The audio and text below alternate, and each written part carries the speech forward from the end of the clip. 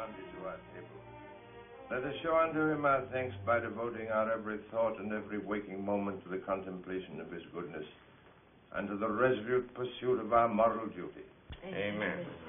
Then we may consider the matter agreed, Master Starling. Yes, Master Goodgrove. This will be a good marriage, all things considered. It's high time my ward settled down to the duties of being a wife and mother. And you, Amber, have you nothing to say for yourself?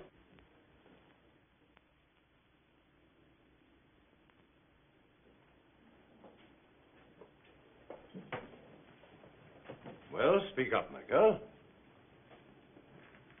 I won't marry him. What did you say, girl? I'll never marry him. Nor any other farmer you try to force on me.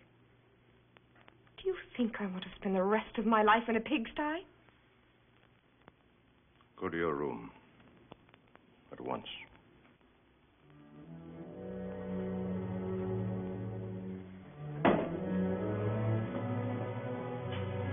I owe you my apologies, Master Starling. And you, Robert. Matt, the girl's only out of humor. I've borne enough of her humors and her sinful pride. Her vain ways have been a village scandal ever since she learned to walk. I've raised the vixen as my own daughter, and like my own daughter she'll behave. If it means the skin off her back entire. No whip, Matt. Please. All right, no whip. But she'll have to learn once and for all that vanity is Satan at work in the female soul. I've stood the last of her nonsense. She'll marry Bob Starling, and that's the end of it.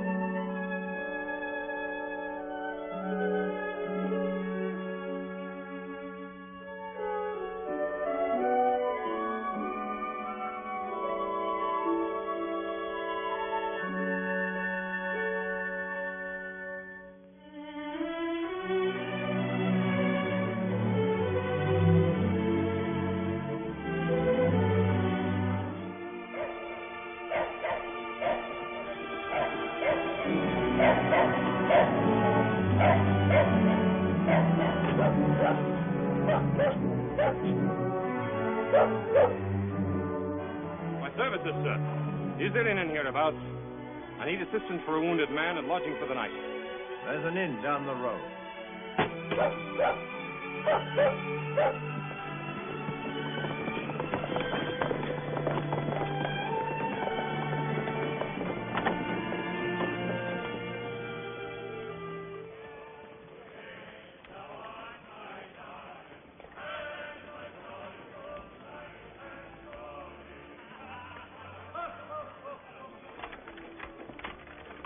Hurry, wench, hurry. The gentlemen are waiting.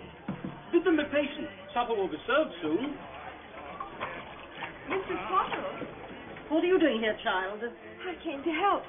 I knew you'd be busy. Oh, bless you, you can help. Take this wine into the gentleman.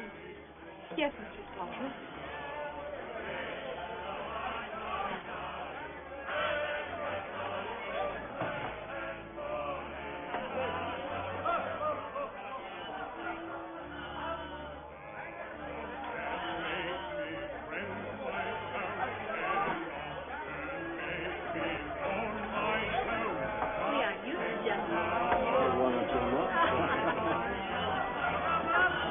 Out of the way, Wen. Put him here by the fire. He'll be nice, warm and comfortable. That's it. Not so fast, sweetheart. You've been out of the country so long that even these Puritan wedges seem tempting. That's my eyes. Your pardon, sir. Still 2 days hard riding from London, thanks to that cursed ambush this afternoon. We should be in our saddles by sunrise. When you're fed, gentlemen, get some sleep. Right. Good night, Bruce. Well, that's more what nature had in mind. I'll buy a cup of your wine for a kiss. Thank you, sir. Odd blood, have these Puritan devils corrupted our English women to their inhuman ideas? Thank you, my dear. My lord. Come now, sweetheart, be reasonable. You're for London to join the king? Where for London? May I ride with you? Ride with us? Now, there's a sound notion. Harry, no. Oh, but Bruce, where's the harm in it? A new face would liven up our journey. And such a face. Can't I get it into your iron skull that our fortunes depend on our getting to London before the spoils are all divided? Oh, but Bruce, one girl. One little girl. Time enough for wenching when we've made our settlement with the king. Well, you heard what he said, sweetheart. Who is he? Lord Carlton. My name is Armsbury, Sir Harry Armsbury, Prince Rupert's horse. You may have heard of us. The battles of Marston Moor, Naseby. Must be very rich. We're poor as a parson's pig, like all of us. Now come and sit on my knee and I'll tell you all about myself. Or better still, you shall take me to the stables. I have to see to my horse. Stables are close behind the inn, so you can't miss them. No, I'm sure I can't. Not if you show me the way. But he will be rich if he fought for the king. Perhaps kings have short memories. But who cares? Now, for myself, I prefer the more simple pleasures in life, such as a pretty face, a figure molded to a gentleman's taste, a little walk in the moonlight. You're posing, sir. I have work to do.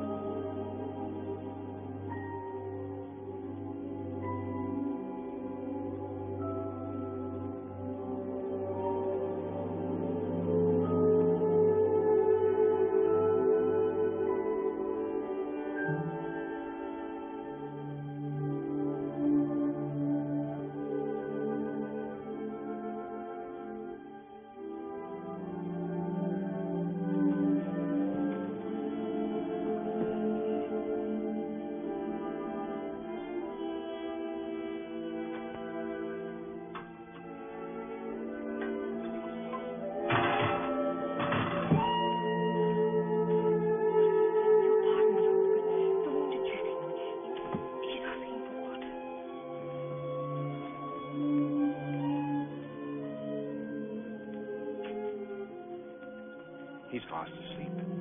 Perhaps he called out in a dream. Why did you wake me? Please, take me to London. I told you I won't. I'll work for you. I'll wash your clothes, clean your boots, anything. For the last time, no. Garden. Come. Some water.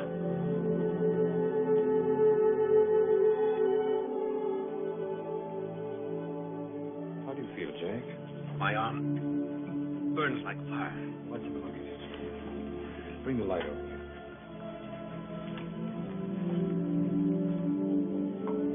What a very lucky man, Jack. A fanatic takes a shot at you, and you've earned yourself a pension from our most generous sovereign.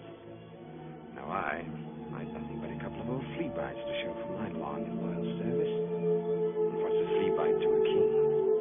And though he was no stranger to him, when he was hiding his royal carcass in France.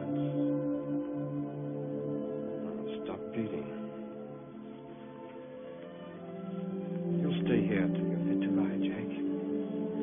When you reach London, ask for me the Saracen's Head and its sepulchres. There. Thanks, God.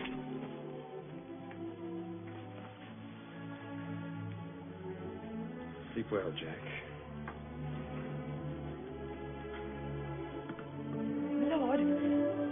My lord,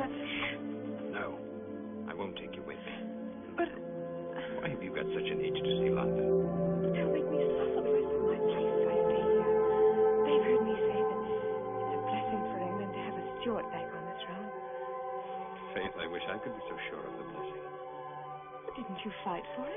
I fought for Bruce Carlton. I'm going to see the king to collect what's due to the same Bruce Carlton and to the men who fought with him. I've always wanted to meet a gentleman. And now that you have, my dear, good night. I've had little enough sleep since we landed on English soil. One more question. Well? Why didn't you try to kiss me, as the others did? Perhaps I didn't feel like it. What sort of gentleman are you? Faith, I've often been called on to explain a kiss, but never before the like of one. Yeah, that will repair the omission.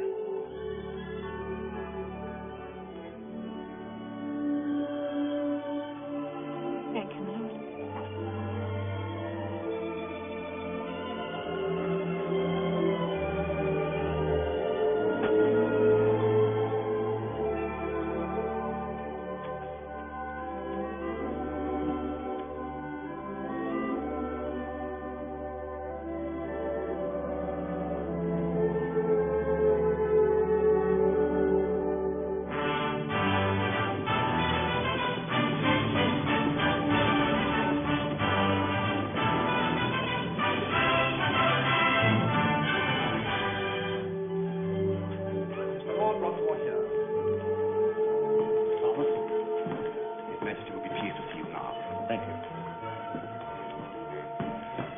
Lady A.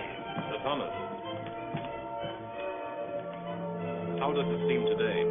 We were here yesterday, you recall. Well, let me see. You are... Baron Carlton, as you well know. And Sir Harry Armsbury, both of Prince Rupert's horse. Oh, yes, of course. His Majesty's apologies, gentlemen. But he will be unable to grant you an audience today. But we've been here since... Tomorrow? I fear that will be impossible too, my lord. The next day? I'm afraid not, my lord. When? Next month, perhaps. Next month? You'll understand that His Majesty's calendar is very full. More so than his memory, I gather. I'm certain I cannot have heard your lordship aright. Your pardon, gentlemen.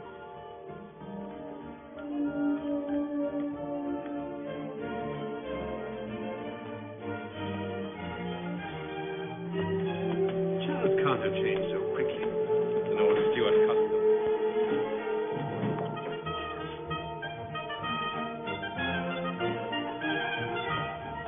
Why, Barbara.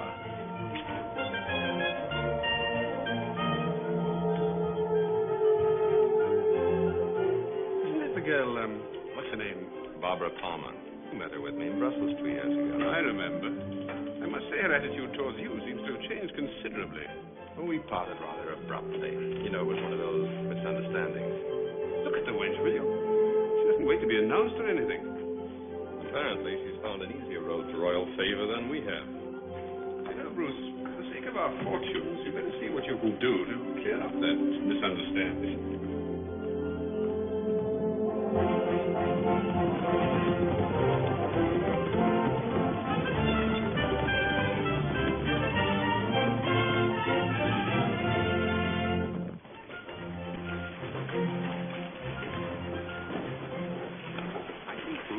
Keep it to ourselves if the king wouldn't see us.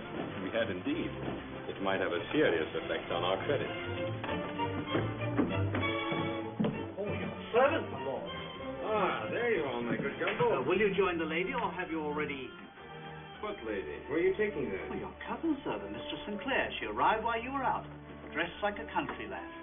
Poor lady, having to hide in the round head all these years. Well, strike me blind. What are you doing here? Where shall I put the tray, sir? Anywhere on the table. What is that? Oh, your lordship will understand that I have no rooms. The whole of England seems to have come to London, so Mistress Sinclair suggested that I put a cot in here. Will that be all, sir? Yes, that'll be all. Thank you, my lord. Well, cousin? Well, I had to say something, my lord, else he would never have let me in. Who brought you here? I came by myself. I heard you say where you'd be staying. Harry, will you be good enough to see if we can find a man and 2 horses to take her back to Mary Green? Whatever you say, Bruce, but why not give it some thought overnight, huh? I'll see what I can arrange. Oh, please, Bruce. I can't go back. You know they'll force me into marriage. I never heard that a steady husband was such a bad thing for a girl. And for you, I think it's almost a necessity. I'd rather die. Believe me, I'd rather die than live with Bob Starling and his pigs. Keeping his house and burying his children and rotting away in that stinking little village. You can turn me away, but I won't go back. I'll stay in London no matter what happens to me. Please, Bruce. Let me live here with you. I'll be your servant. I'll never ask you for anything. You're asking for a great deal at this very moment. More than I'm worth. That's a very direct question, my dear, and deserves a candid answer. I don't know by what standard of value you measure yourself, but it can't match the currency in which I weigh my freedom. I'll make no claim on your freedom, Bruce. That's wise of you. But I'm leaving England as soon as I can. You've just got home. Only to get ships from the King for a privateering venture. Well, then, just let me stay here till you go. Please, Bruce. If all I'm asking is just to be with you as long as you're here, that wouldn't be too much of a burden on you, would it? I'm far from regarding your presence as a burden, my dear.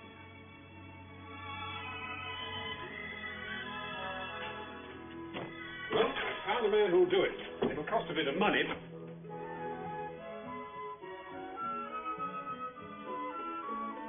I'll tell him you can't afford it.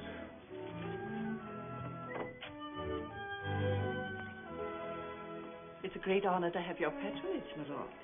Would you prefer to pay for your purchases now or at your later convenience? Later, I think.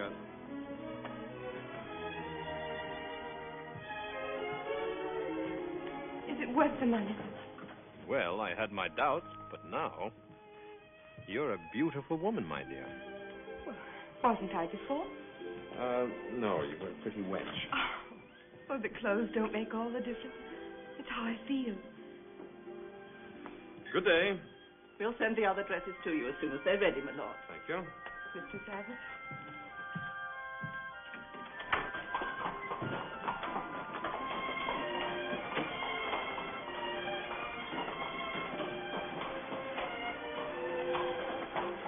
Saracen's Head. Yes, sir. I can't wait for Harry to get a look at you. Well, I can. Bruce, we haven't had one moment alone together. Couldn't we do without Harry just this evening?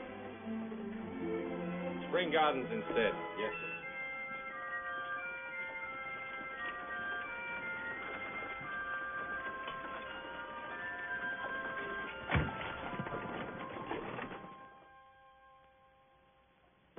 Amber.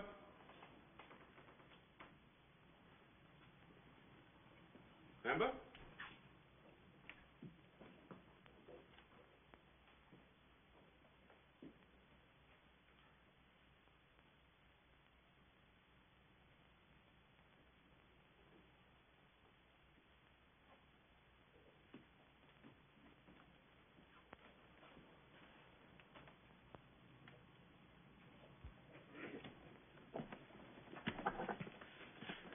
Good morrow, Harry.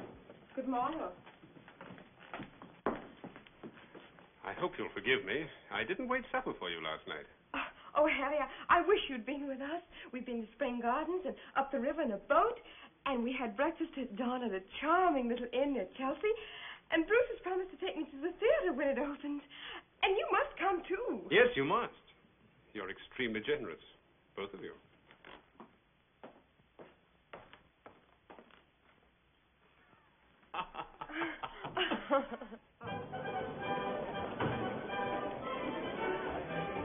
Harry, look, there's Senna. Think me, who's the wench with Carlton? I don't know, but he shouldn't be allowed to keep it to himself. Osprey. Who is she? His cousin. Well, good luck to your privateering plans, Carlton. Thank you. What's privateering? Oh, taking treasure ships on the high seas. Oh, piracy. Well, not quite. Pirates get hanged, and privateers share their profits with the royal treasury. Buy my oranges. Oranges. Well, shall we sit down? Buy my oranges. Only a shilling apiece. A shilling, gentlemen. Oranges? An orange for the lady, sir. Only a shilling apiece. Two households, Buy my oranges. both alike in dignity, in fair Verona, where we lay our scene. From ancient grudge break to new mutiny, where civil blood makes civil... Bruce, she's here. Alone. From forth the fatal loins of these two foes, a pair of star-crossed lovers. So that's Mr. Thorne. Well, I don't see why she's considered too beautiful. Don't you? She's well enough if you like her kind. I should think His Majesty could choose someone more fit to be a countess. Countess? Of Castlemaine. The dressmaker says it may happen any day now. Curse me, women are wonderful. Not would remove. Is now 2 hours. Harry, this is my chance. You watch for the king. Harry, what? We'll wait outside. On here shall miss. Our toil shall strive to mend. Gregory, on my word, we'll... Harry, look! May I join you for a moment? I need, and we be Very well. We'll draw. Come on. What's he doing up there? It's quite simple, sweetheart. Bruce wants ships from the king, and Palmer's the person to get them for him. Purely a matter of business. I know what sort of business a man has with a woman like that. The king. It's really him. No, sir. I do not bite my thumb at you, sir. But I do bite my thumb. Do you quarrel, sir? Your Majesty. You stay here. Where are you going? To warn Bruce, you little fool. What would Bruce have said to what? Don't you realize what will happen if Charles finds them in there? Of course he won't get his ship. Thank you both. You lie! Draw, filthy men! Gregory, remember thy swashing blows!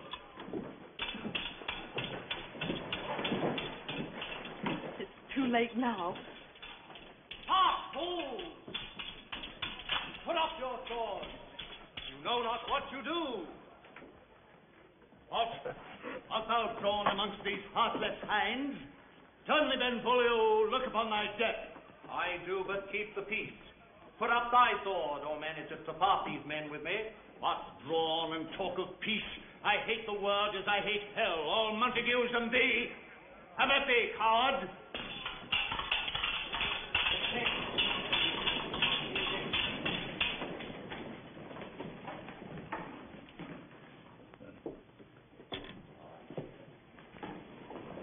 As I hate hell, all Montagues and thee, have at thee, coward!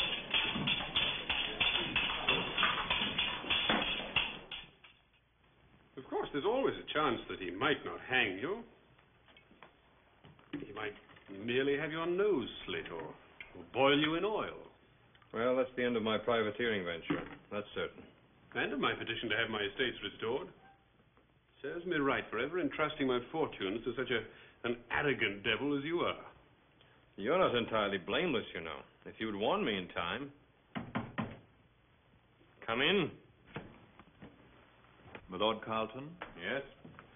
His Majesty requests your immediate presence at Whitehall. I'll come at once. It's 11 o'clock at night. Charles must be in a temper. I'll come too, Bruce. I may as well hang with you as starve to death alone. Oh, Bruce, he won't really hang you, will he?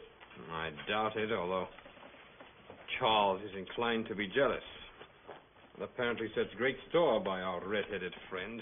Oh, I hate her. She's the cause of all this trouble. Don't be too modest, sweetheart. After all, you gave her a little help.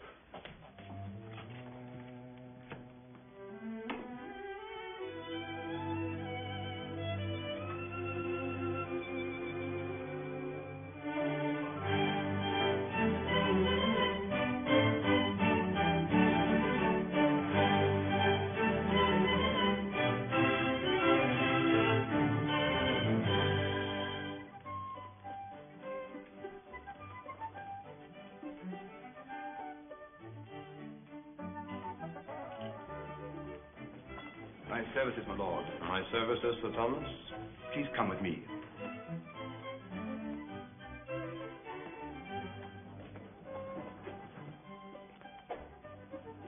I'll wait for you, Bruce.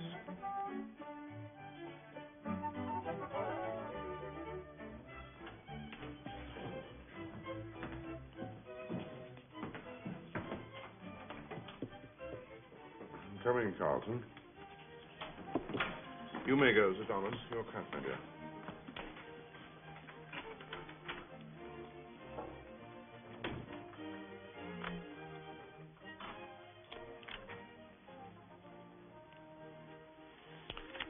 My apologies for disturbing you at this hour, but I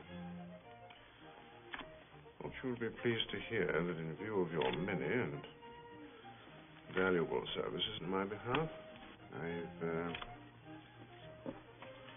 decided to grant your petition. You are most generous, sire. Lord's Fishman, it's nothing, and the boldness of your venture pleases me. Point of 5. Good. There are 2 ships in Bristol Harbour, Crown property, which I propose to make available for your purpose. Your Majesty is more than generous. Quint. Good. Knowing that you are zealous to be about this business, I've ordered a coach to carry you to Bristol tonight. Tonight?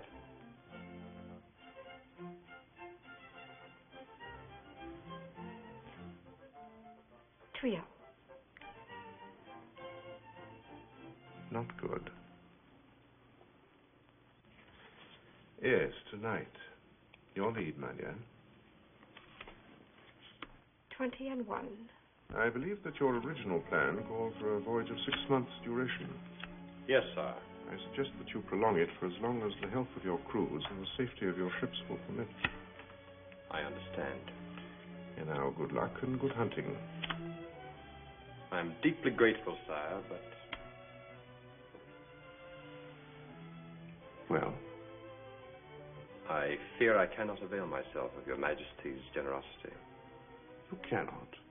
I am under obligation. My petition was not for myself alone, but also for Sir Harry Almesbury and the other gentlemen who fought with me in your Majesty's behalf. Are you making conditions, huh? My honor makes the conditions, sire. Surely that will be understood by the first gentleman of the land. Pandering to one's honor can be an expensive vice. I must take that risk, sire. What do they want? Your equerry has their petitions. Oh, very well, they're granted. Thank you, sire. 26 and 15, that's your trick, my dear. Bon voyage.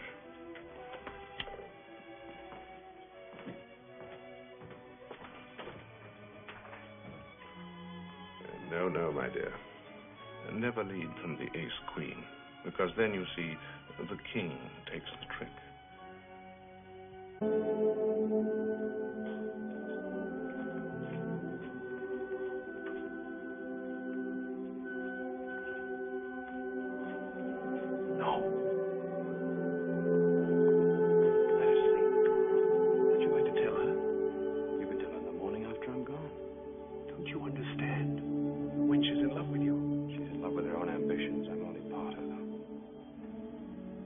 You're wrong, Bruce. Man, you always work cold-blooded about everything. I'll help you pack.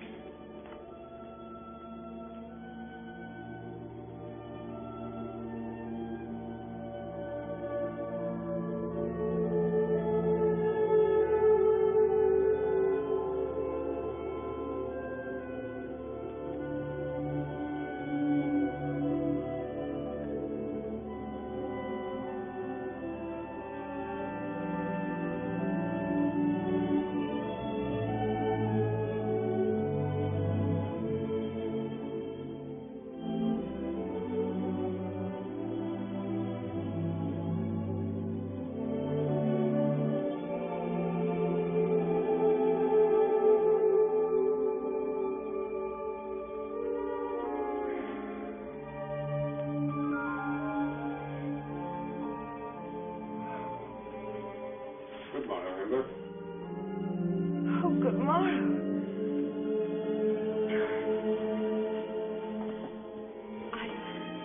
I must have fallen asleep waiting for you last night. I thought it best not to wake you.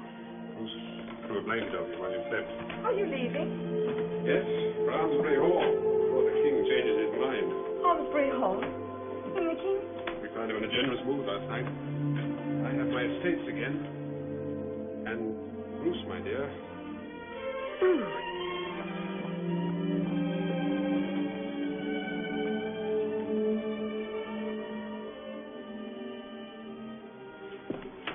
He's gone. Yes. Then he came back here to fetch his baggage. Have they taken him to jail? No. The king sent him to sea. See, but I don't understand. You can always rely on Charles to find the devious solution. It was bound to happen, sooner or later. Yes? Your horse is found, Sir Harry. Thank you. Take my baggage, sir. Please.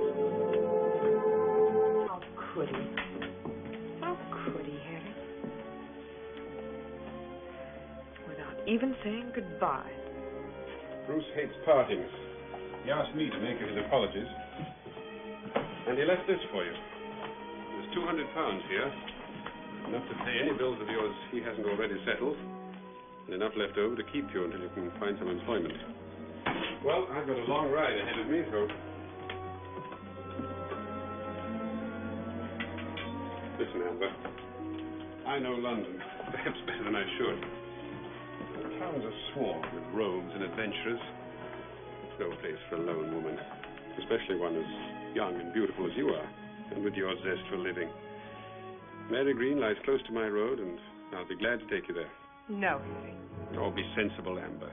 We've got a dowry here. We'll catch you any farmer in England, or even a country squire, or even a knight for that matter. Pox on your country squires. I'll wait for him. You surely don't expect him to marry you, child. When a man like Bruce marries, it'll be for position, wealth, family. I'll give him those things. If he's above me now, I'll put myself on his level. Higher if I have to. But, sweetheart, you can't just climb from one class to another as though they were rungs on a ladder. What's this taught me? I know what sort of world this is. I've kept my eyes open since I came to London. Barbara Palmer wasn't born Countess of Castlemaine, was she? And I'm younger than she is. You said yourself I was beautiful. I'll get the things he wants. A title, a fortune, all of them. I'll climb so high he'll have to reach up to touch the hem of my skirt. I still think you're making a mistake.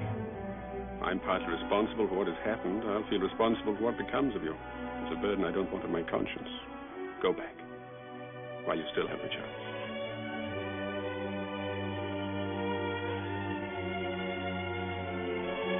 Good luck.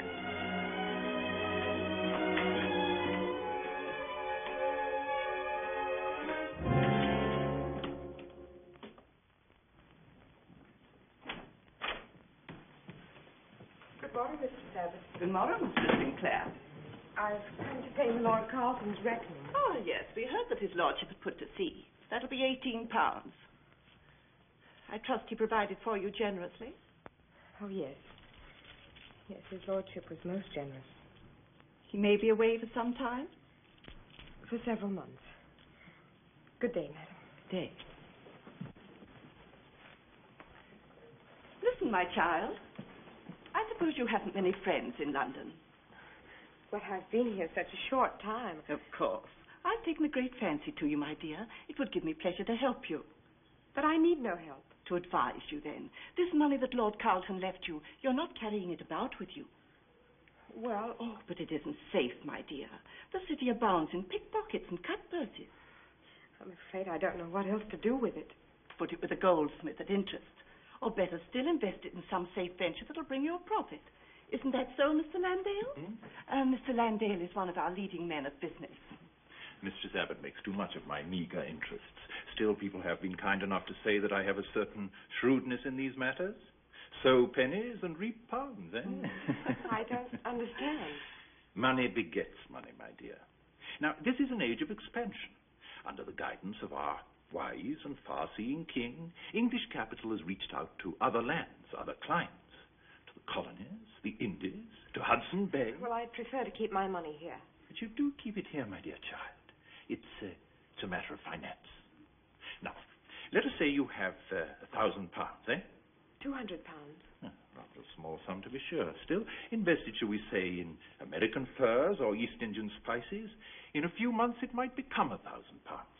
And that £1,000 in turn, 10,000.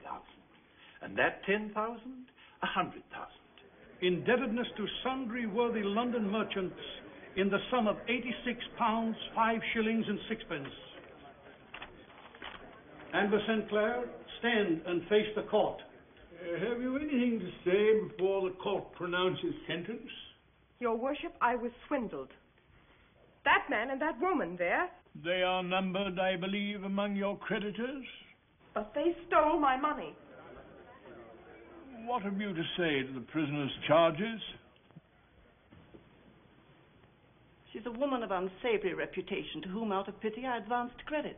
She has since refused to pay me her just debt. I, too, was deceived by her, your worship. It is weakness, I know, but we are all loath to see the evil that lies behind a pretty face. You told me you were a merchant. You're not. You're no better than a common thief. Oh, order there. You will address the court, if you please. Your worship, if you'll but send word to my Lord Carlton. Oh, where is he? At sea. At sea?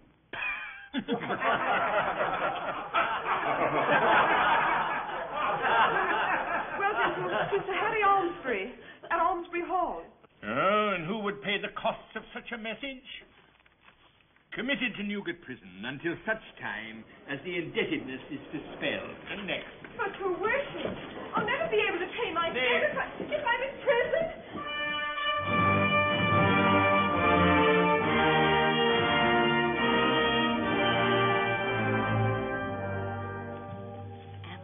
Amber, the blanket. I've only had it 10 minutes. Wait your turn. Not for me, it's for Marge over there. Time's come.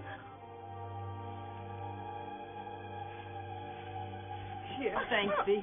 We must try to keep her as warm as we can. Isn't there some place she could be taken to? She ought to have a midwife. Such things are only available to prisoners with money. She was hoping to carry that baby another month yet. As soon as it's born, they'll hang her. What was her crime? She stole a piece of cloth from the mercer's shop, Marge did. Hi, Nan. Come along, Nan. Christmas cheer in the tap room. Take the lass along, too. Amber, we're enough. Now you'll get the quality of Wake up. What sort of quality could there be in this place? Good enough for your ladyship, I warned you. Wake up, Who Nellie. you're talking to? She owes me £100. Oh, come on.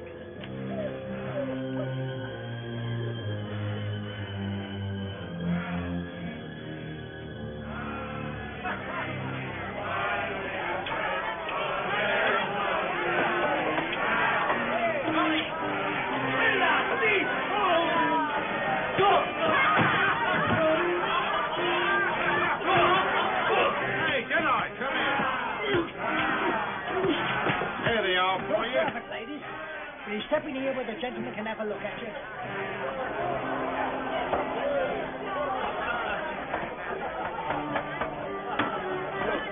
You're the likely wench. Give me a kiss, sweetheart. Go. Give me a kiss. Gentlemen. Let them go. Gentlemen. Thank you.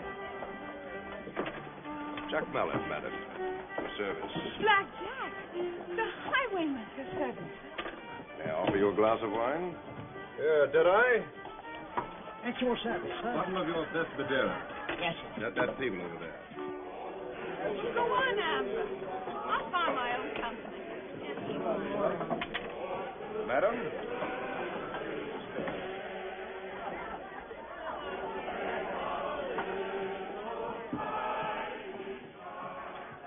To our host, Charles Stewart.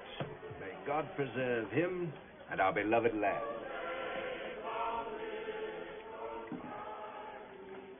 Finest music in the world, our English carols. They would sound more pleasant out there than they do in here. Faith, so they were. I take it you have a mind to leave the place. Don't worry. They expect a certain amount of impatience in their guests.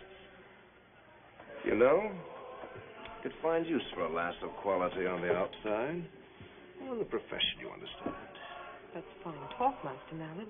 But we're neither of us on the outside nor likely to be. Speak for yourself, madam. I'm spending the winter season here, you might say, but when the roads open up again in the spring, Jack Mallet will be back at his old trade. You'd break out? I have friends. Before my trial comes up, I'll have a passport. And whoever happens to be keeping company with me at the time will get her passport paid for along with mine. wench like you wasn't born to rot in prison. What would you expect of me? You'd be true to me and to the trade I teach you. Is it a bargain? There's one thing I'd have to be sure of first. Name it. That you'd take care of me no matter what happens. Prison's so unhealthy. I might not be able to go to work right away. I might need a rest. You'll not worry about that. You look robust enough to me. I promise I'll take care of you. Are we agreed?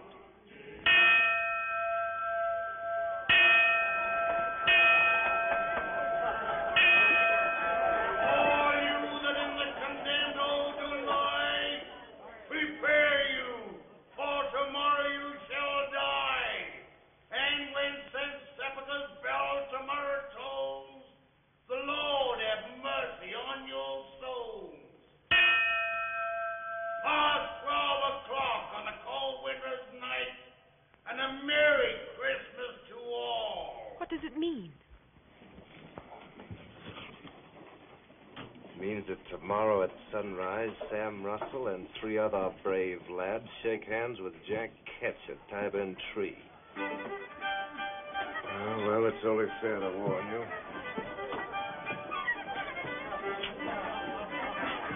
See this? Last time they branded me on the thumb. This time, if I'm so careless as to wait here for my trial, I'll be dancing on air. It's only the nature of things. Some die in battle, some in bed. The highwaymen, falling off a platform while in conversation with a parson. As long as you know beforehand. Maybe it's only fair to warn you, too. I'm going to have a child.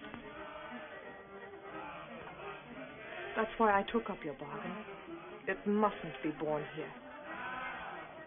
Think me, but you're a sly wench. Well, it only proves that you're worth getting free. Merry Christmas.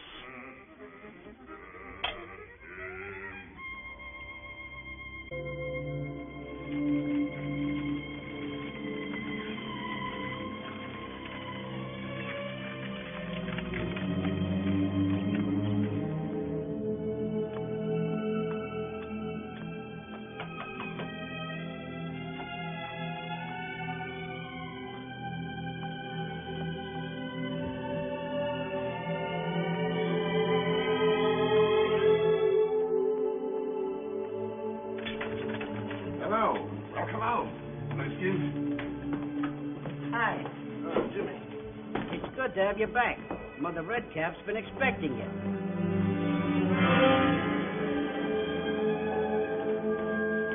What's the meaning of this? Well, Jack?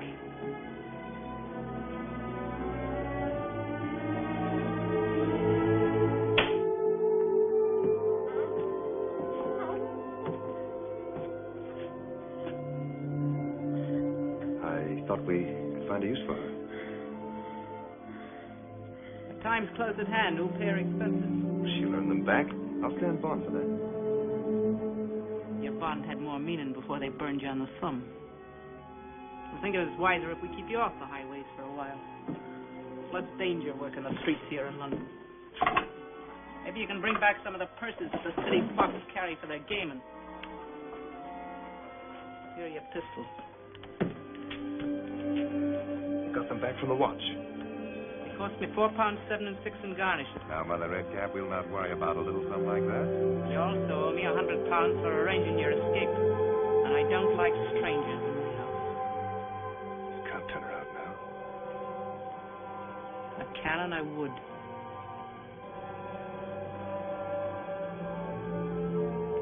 She may bring us profit eventually. She's pretty and she's flash. That's all I can say for her. Take her up to the back rooms.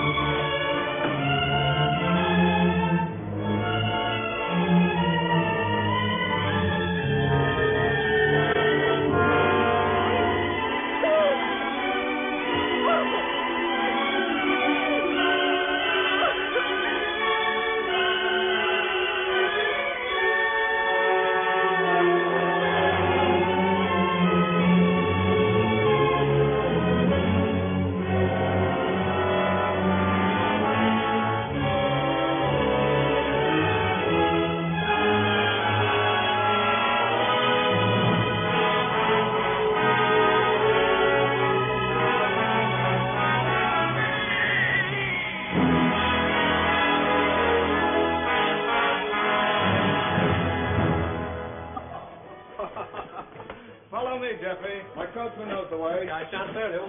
Would it be proper for you to take me home? Proper, ma'am? 'Twould be an unpardonable sin if I didn't. My carriage is down the street. Oh, but it's just a short walk through the alleyway here. Through the... as you prefer, sweetheart. A great deal more comfortable in my carriage. I'm sure you'd like that better. Oh, no, sir, it's only a settle. I'm sure Your pardon, sir? Yes. Good work, Amber. You picked a fat one. Here they come. Stop! In the king's name! Run! Run for your life!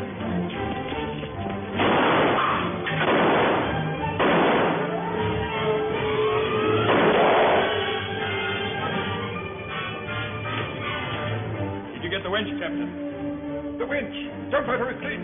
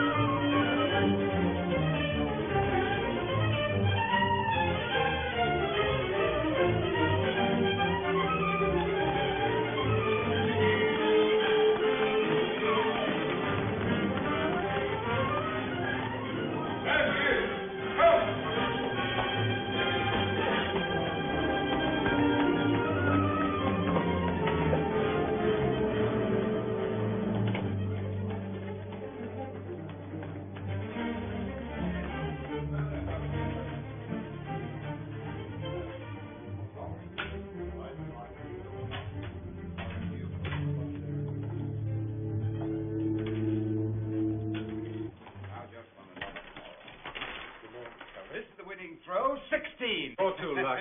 He did it again. Your call, Morgan. No, I've lost my limit for tonight. And now thank you, gentlemen, to take your leave. It's late, and the king reviews our troop in the morning. God's blood, if one doesn't pity the poor soldier in time of peace. One more round. Yes, come on, Morgan.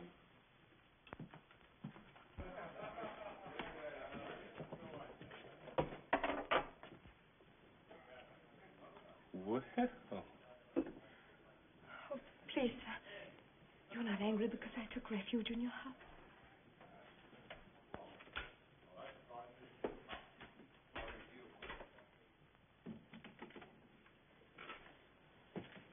Refuge, madam? Yes, I was returning from the tavern with a gentleman. He tried to force his attentions on me. But I eluded him and came through your door, which was open. And where's the scoundrel now? He was just outside a moment ago. I was waiting for him to leave. If you wish him taught a lesson in manners, I'm at your service. Oh, no, please, sir. He's a very dangerous man. A notorious duelist. I'm no stranger to swordplay myself, madam. Open up now. Who's there? The watch. Beg pardon for disturbing you, Captain Morgan. What can I do for you? We're looking for a wench, sir. One of a band of footpads who cut a gentleman's purse up the alley here. I see. What makes you think she's here? She can't be far away. We were close behind her. She must have sneaked into a house along here somewhere. If I see her, I'll let you know. Thank you, sir. Curse me if I didn't believe your tale. What am I to do with you? You know what will happen if you give me up? They'll put a rope round my neck and hang me. Too pretty a neck for a rope, that's certain. But, sweetheart, I'm an officer of His Majesty's Guards and sworn to uphold his laws. All I ask is that you don't give me up. Then when the watch is gone, I'll leave and you'll never see me again. Where will you go? I don't know. You have no home? Only the robber's den at Whitefriars. And there's a horrible woman there who has me in debt. She'll never let me go as long as I live. This is the truth now. Oh, yes. Oh, please believe me. Morgan. Coming. Please help me. There's one possibility that occurs to me. If you're willing to put yourself in my hands and do exactly as I say. I'll do anything you say. Anything. Morgan! profitable evening. Not for me. Oh, there you are. Oh, good night, Morgan. Good night. Where have you been? Drowning your sorrows in the pantry, always. Good night to you, gentlemen. Want a night at my house? By all means. Good night. Good night. Good night.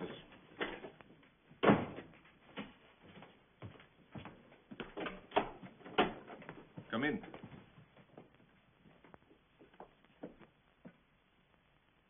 Well, as I so aptly remarked, pity the poor soldier in time of peace. Mr. Ivers, Mistress... Sinclair. Mr. Sinclair. My services, madam. My service. Mr. Ivers is a close friend of Mr. Killigrew of the Theatre Royal. An intimate friend, you might say. He's rejected 6 of my plays. Mr. Sinclair is anxious to obtain employment as an actress. Do you think you could use your influence with Killigrew to help her? I should think Mr. Sinclair's own influence would prove far more persuasive than mine, but I'll be happy to arrange an introduction. Good. Good night, madam. Good night, sir. Good night. Good night, Ivers. I don't understand. How can I hide at the theatre right out in public? The king has made all the actors wards for the crown. For such a rowdy lad, it's the only way he could ensure himself uninterrupted entertainment. But I still can't see how. Wards of the crown are immune from arrest. If Killigrew is pleased with you, and I don't see how he can be otherwise, you will be safe under the protection of the king.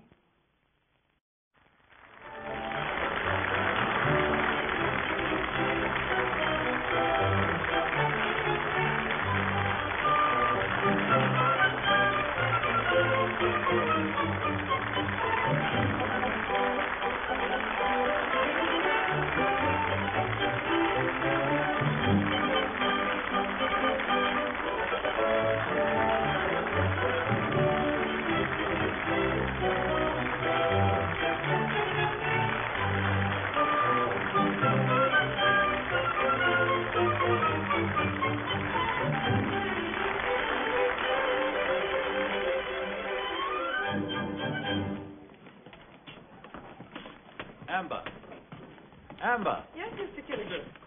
The Earl of Radcliffe wishes to meet you. Mistress Sinclair. My lord. I would be greatly favored by your company at supper this evening, madam. You're very kind, my lord, but I'm already engaged. Surely his lordship's invitation takes precedence. Another night will do as well. Tomorrow? I deeply regret I shall be unable to accommodate your lordship. Let me speak to her alone, my lord. She's rather new here and doesn't quite... No. I prefer the illusion of a voluntary decision. May I hope that at some future time circumstances will permit of a different response? Well, it's hard to predict one's circumstances, sir, but, well, knowing the weakness of my own nature, I shall probably be influenced by any further proofs of your lordship's interest.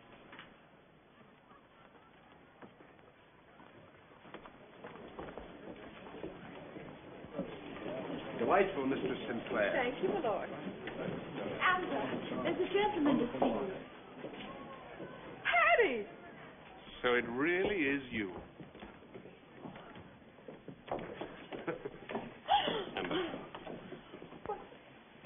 They're only looking for some new scandal to spread. That's exactly what I fear. My wife is a great believer in scandal. Oh, you're married now? I even have a daughter. Oh, how wonderful, Harry. But what about you, Amber? About me? Yes. Has anything like that happened to you? Well, no, I can't really say that. Nan! Sir Harry is one of my dearest friends. Well, I didn't know, Mum. I was only... Besides, you're a lady's maid now. That's what I got you out of Newgate for. Newgate? At least you've increased your knowledge of London. Well, I've seen a few things. What about Bruce, Harry? Have you heard anything? Only that he's taken some fine prizes on the Spanish Main and put into Jamaica for repairs. He might be in England any time. There's no saying. Are you still... I told you I'd wait for Amber. Rex, darling. This is Sir Harry Almsbury, Captain Morgan. You're calling on someone here, Sir Harry? Why, yes, on Mistress Sinclair. I saw her in the play. Indeed, sir. Rex, you don't understand. Sir Harry's my uncle. That's right, Captain. Her mother's brother. Younger brother, if I may be permitted to say so. He didn't know I was in the theatre. Now, that's the truth. I mean, that's the truth. I was sitting out there watching the play when suddenly I said to myself, isn't that little Amber?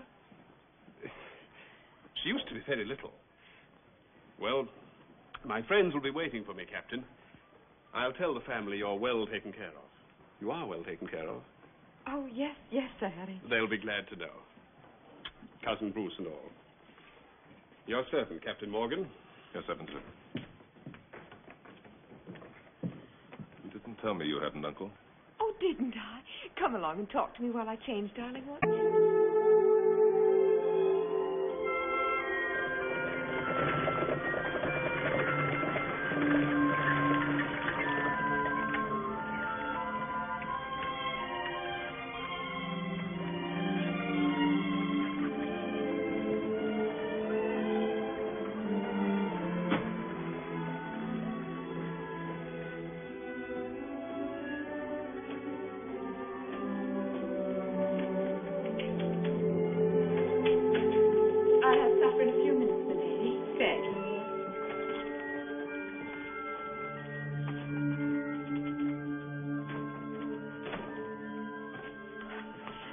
Let me take your sword, dear. No, I can't stay for supper. I have to go to Wales tonight on a mission. Oh, yes, will it be a long one? Several weeks, I fear. You'll miss my biggest part. I not only have lines to say in the new play, but Killigrew's letting me speak the epilogue. I'll miss you far more than I will your performance. You know how I regard your professions as only a passing necessity to your dangers of it. I'll miss you too, Rex. Will you let me have some money for while you're gone? Money? £5 should be plenty. But I gave you £5 2 weeks ago, Ámbер, and I... Well, I know I'm not very prudent, but you do like me to look pretty. Not while I'm away. Ámber. You know my feelings towards you. At first, I thought of you as a pleasant companion for a time. Well, haven't I been? So much so that I never want to lose you. I want you to marry me, Ámber. Marry you? Yes, why not? No, I can't. It's impossible. Because there's someone else? Is there? Tell me.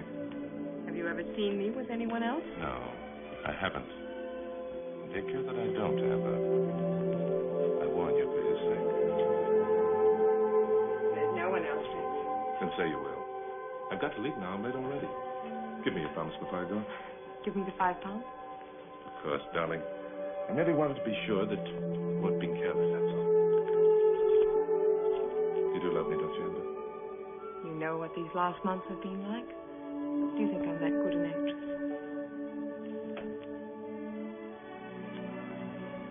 I think of you every moment of my journey.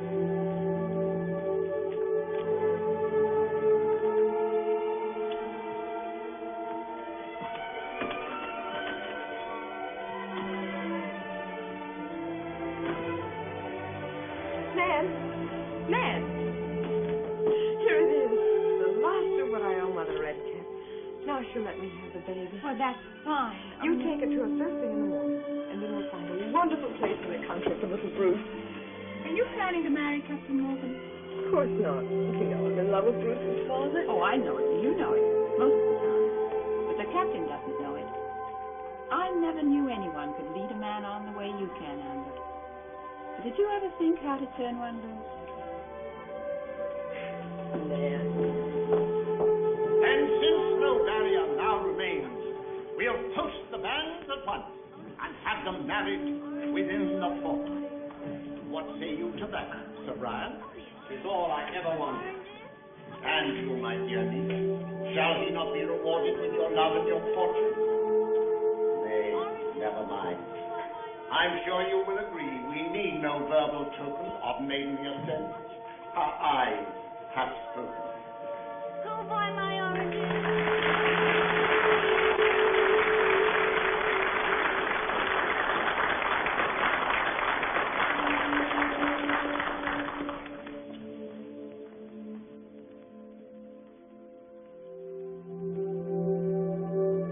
Though sober minds may find our play too light, your author and your players claim the right to serve no moral purpose by their art, but gaily treat with matters of the heart.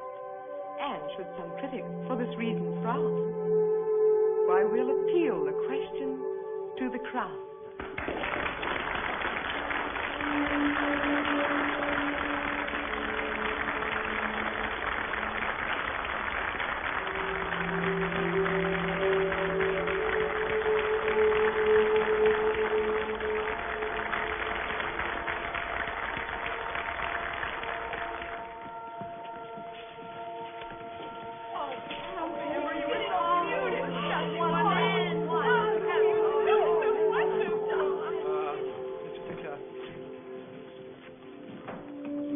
invited to an informal supper as soon as she has changed her costume.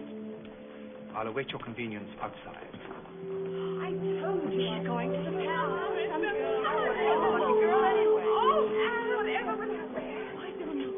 Amber? Oh, Harry, I can't stop. Now I've got to change. In that case, I won't detain you, but,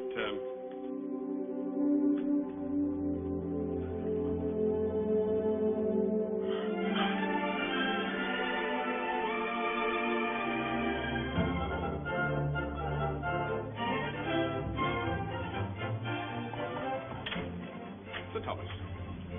Sir Harry. Mistress Sinclair asks me to present her compliments. She will be unable to accept your invitation. Doesn't the wench understand? It's not my invitation. She understands, but she was so overcome by the honor that she's in no condition to respond to it. I can wait. I'm afraid not. At this very moment, she's running a high fever. Some other time, perhaps. And please extend to His Majesty my best wishes as to his own well-being.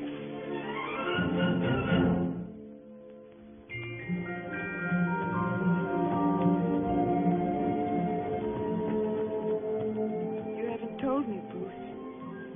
Did you miss me? More than I expected to. I worried about you, too. And what's this great mystery that awaits us? You see.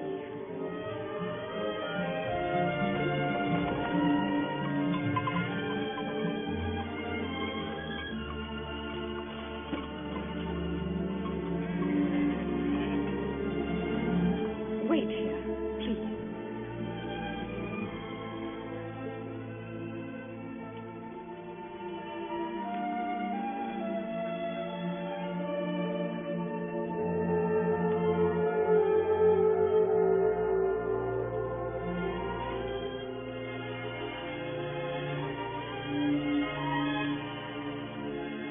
Your son, my lord.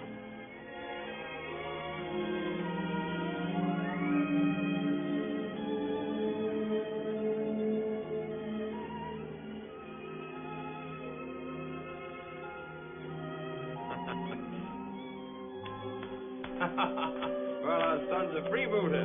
Very well. I'm ready to pay ransom. What'll it be? Indian chief. Very well. I'll tell you a story about my great friend, the Red Indian chief, Matecumsett. You know what that means, Matecumsett? What? That means a big chief who's not afraid of the dark. You afraid of the dark? No. Good. Then I'll bring you a tomahawk for the very next voyage. Why do you fill his head with tales of wild savages? Well, Matecumsett's no savage. By their standards, he's a gentleman. And far more of one than most of our London courtiers. Come, darling. Mrs. Houston's waiting to put you to bed. Good mother, keep happy. Sleep well. In the morning, we'll look for birds' nests. Good night, my angel.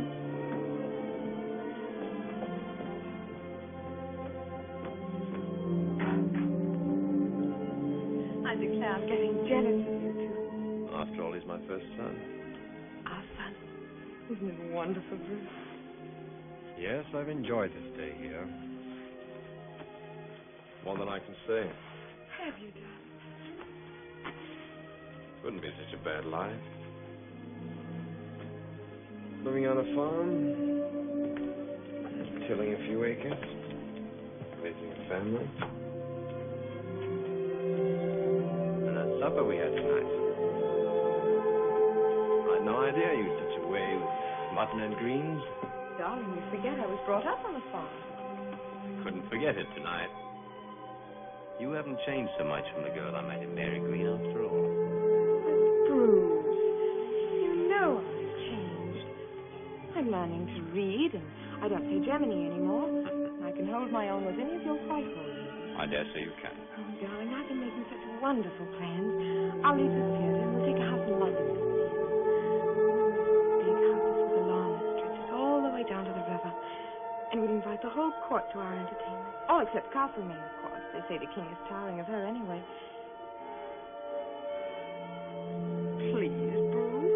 Sweetheart, I'm going back to sea. You going to be a pirate all your life? I've no stomach for life at court. Well, what's so fine about life at sea? It's clean, for one thing. What would you do if I hid myself on your ship? Clap you in irons. Besides, what would Captain Morgan say? I told you he means nothing to me. That's not what I heard. He helped me when I had some debts to pay. And I suppose he knows you're here in the country. Why should I have to run to him with all my comings and goings? Please believe me, Bruce, there's no one but you. There never has been and there never will be. I've never asked you if there was.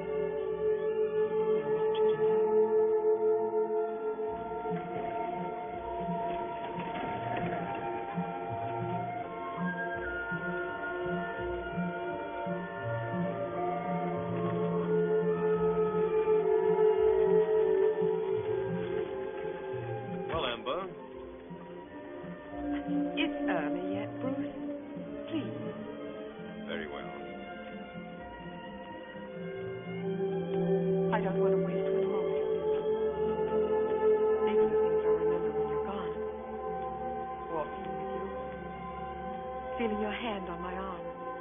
The feeling of you being close. Will you remember too? It'll be hard leaving you and our son. Oh, Bruce, it isn't too late to change your plans. After all, we don't have to live in London. We could find a place in the country. Even a farm if you'd like. If only you'd stay.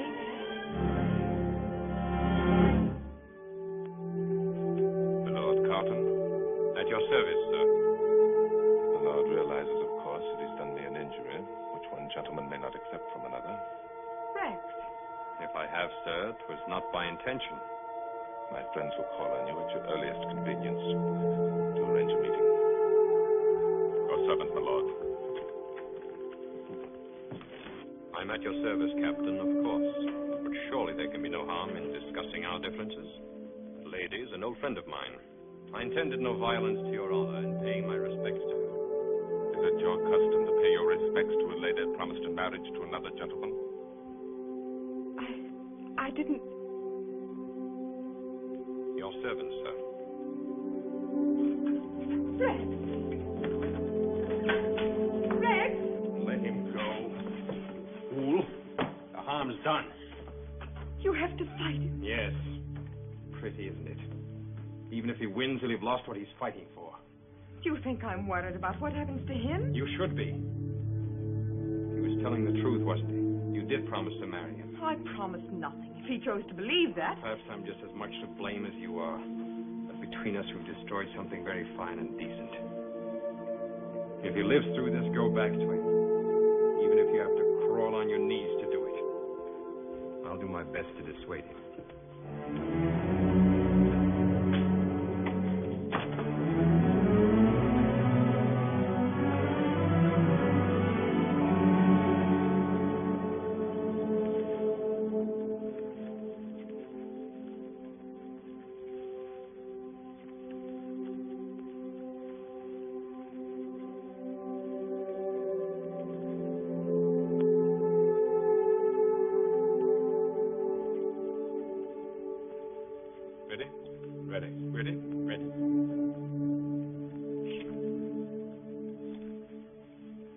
Gentlemen? Ready? Ready?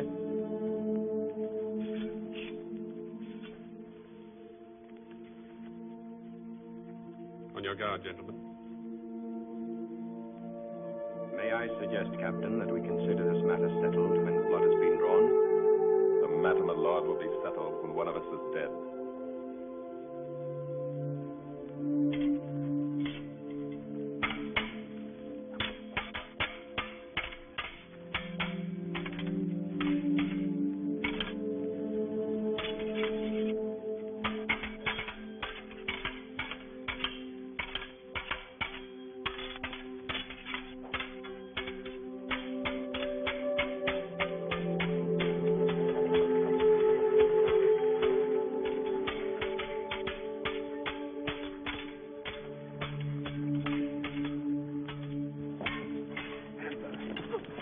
Stop it, you'll be killed. Go back. No.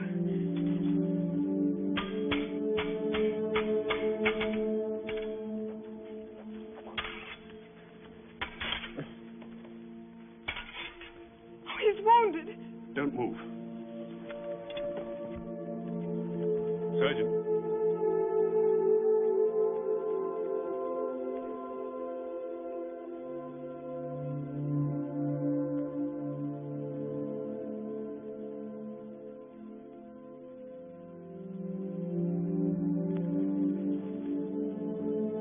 let this satisfy your honor, Captain.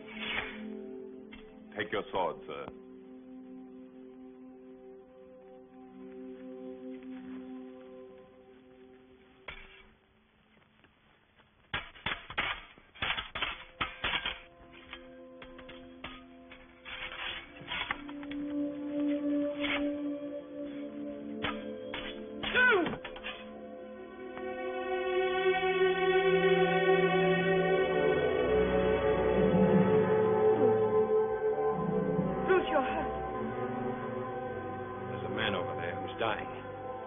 Go to him.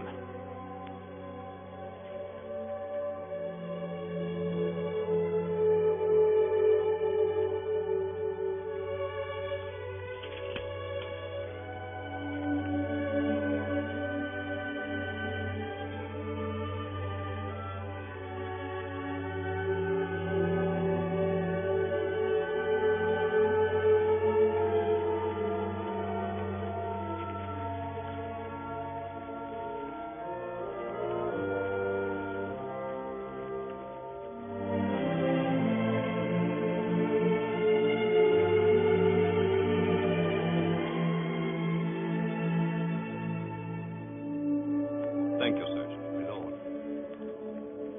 Bruce. Heaven's name, Amber, haven't we caused enough unhappiness? A nameless child and now a dead man. May God forgive us both for our sins.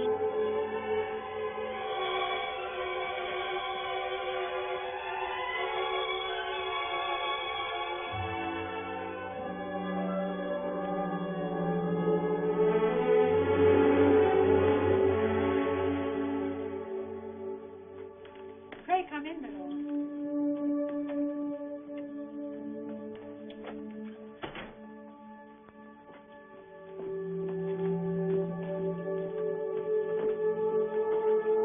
I trust I find you in good health, Mr. Sinclair. Thank you, my lord. If it hadn't I've been suffering from the vapor. The shock of the recent tragedy which befell your betrothed, no doubt. I fear so.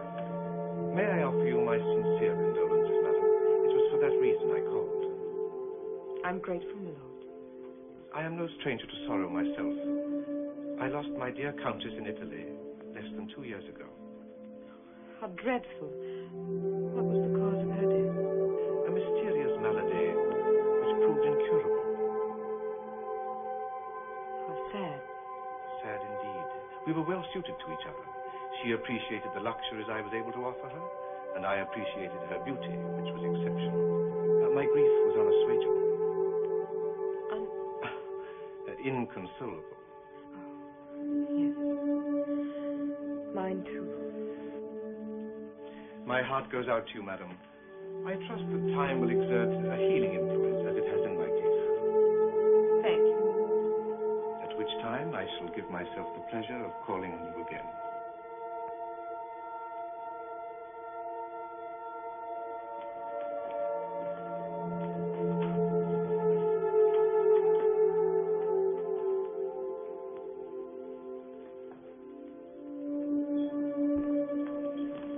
What do you think, Ned? The old devil wants to marry me. Oh, Amber, you'll be Countess of Radcliffe. Yes. But I'd like to know how his first wife died. It's a lovely day. It is indeed. And permit me to add, madam, that its splendor is outshone only by the radiance of your person and the felicity of the occasion. Congratulations. Congratulations, Redmond, my dear friend, your ladyship. Such a beautiful ceremony. The poor dear bishop hasn't spoken so distinctly since his last attack. And what a notable company. We haven't seen the like of it hereabouts for years. Perhaps we can thank the plague in London for that. I hear there's not a man or woman of gentle birth left in the city. Oh, don't speak about it, my lord, please. I simply can't bear. Now, Constance. I know all the arguments about how overcrowded the city is. But I still can't help feeling sorry for the poor creatures, dying like flies. Your pardon, my lady. Gentlemen. Gorgeous creature. Extraordinary. Found her in the theater, I'm told. Oh, my dear. How can you repeat that outrageous story? His lordship will think we believe it. Do not distress yourself, Lady Redmond. It is quite true. My wife was compelled by the exigencies of fortune to exhibit herself on the public stage. But I have chosen to consider her past life a closed book, and to devote myself, as perhaps the foremost of my marital obligations, to her complete re-education. Your Ladyship? Thank you. Redmond? Thank you. Harry. My congratulations, Your Ladyship. I owe you a debt of gratitude. You restored my shattered faith in gambling at long odds. Oh, Harry, stop it. You're the only person around here who doesn't talk like something out of the old court. And look like it. Your husband was a friend of my father's, you know. Well, if he'd been any younger, he'd never have married me. When he'd been any older, he couldn't have. Well, you got what you wanted. Money and a title. A better one than Bruce's. What do you think, Harry? Shouldn't a baron be satisfied with a count? He might prefer one unencumbered by a husband. Oh, he would be no problem. Our marriage is simply an arrangement. He wanted a young wife. I wanted a title. Besides, he can't live forever. He's making a very impressive attempt at it. Do you expect Bruce to see your arrangement the same way that you do? Everything I've ever done has been for Bruce. I hope he appreciates this last gesture of yours. You'll have a chance to find out shortly. I saw him in London before I left last night. In London? Yes. He's having trouble getting his cargo unloaded. All the people that haven't left the city have shut themselves up in their houses against the plague. Well, where is his ship? St. Paul's Wharf. What can you possibly... Oh, Harry, do me a favor, will you? Tell my husband I'm called away suddenly. Make up some excuse, you know, one that was unreasonable. Reasonable? Amber! No Londra, signora. I know Londra. C'è la festa, Londra. What about you? Will you drive me for £5? 10? Why not cross the Thames for £100? Not while the sickness lasts, my lady.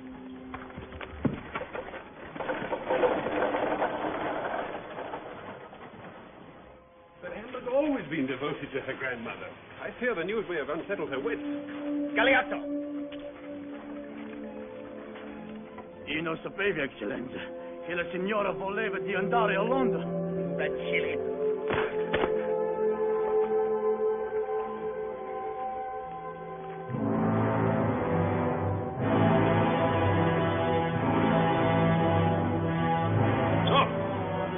Stop there! But I must go to the doctor. Order the Lord Mayor. You can try that way. You might get through.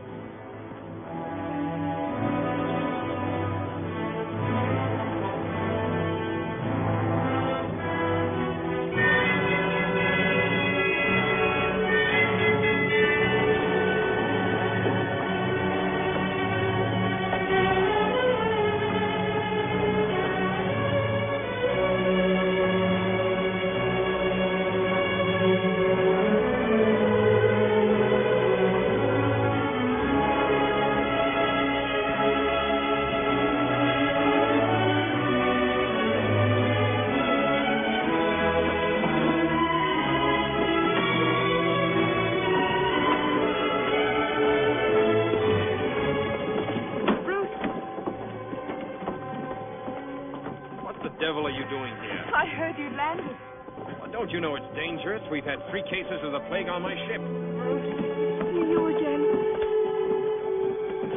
What is it? Are you ill?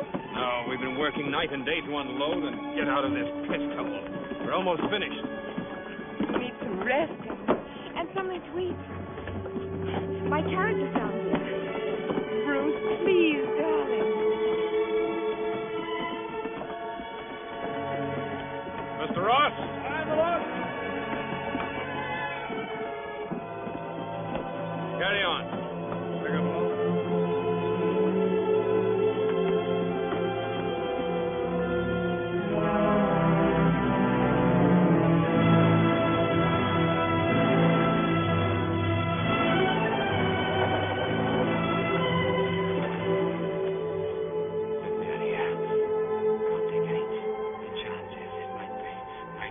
Oh, no, don't say that, darling. It's only the vapor.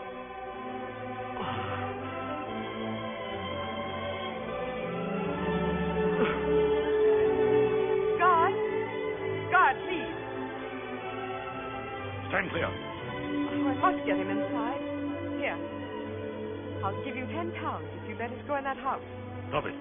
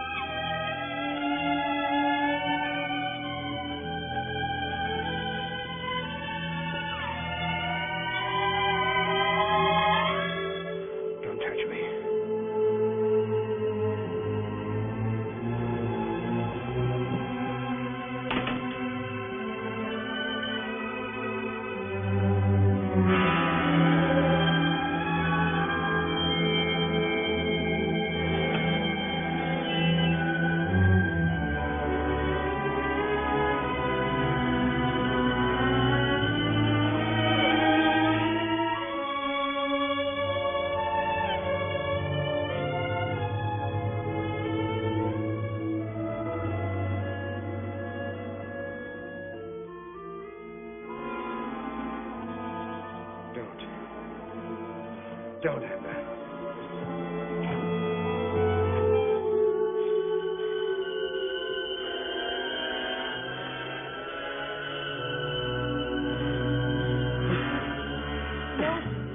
Go away, Ámbert. Go away while you can.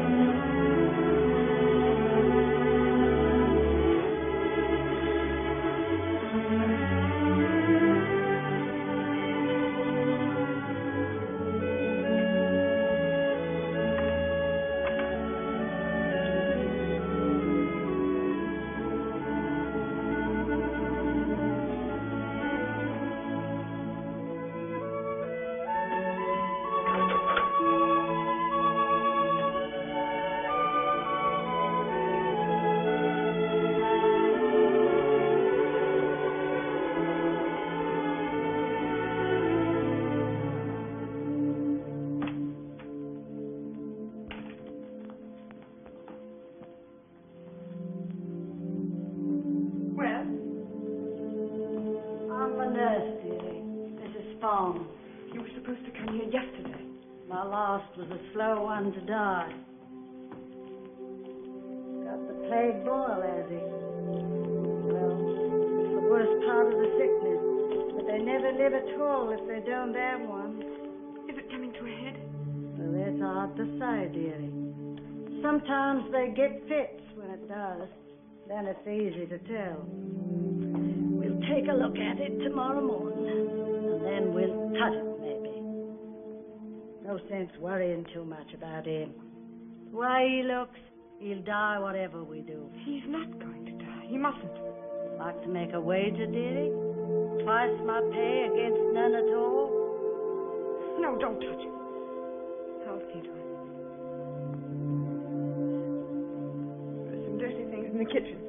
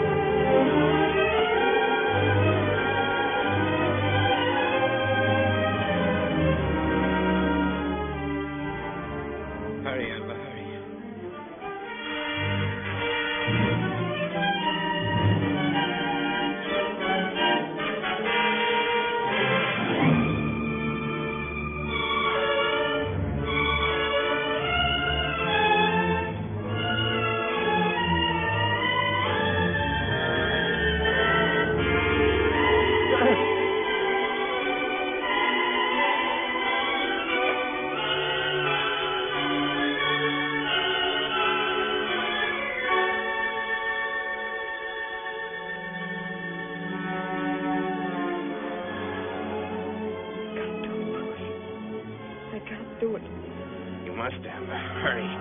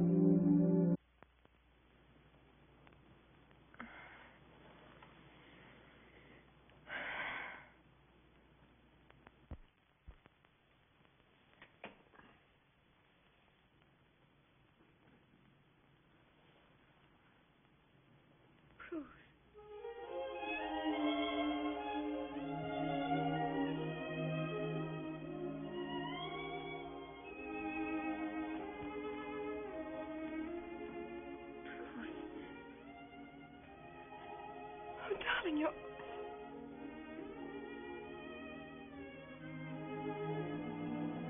Oh.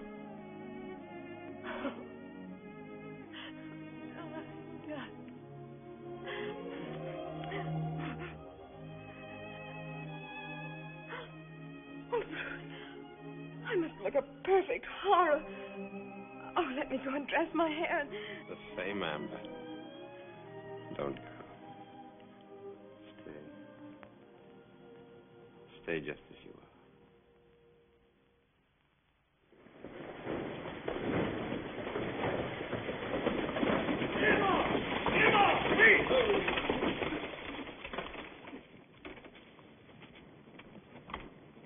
are. Ecco, signore.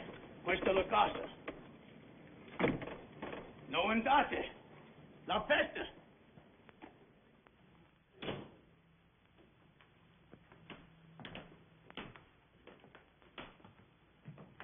Lord Carlton? Yes? I am the Earl of Radcliffe.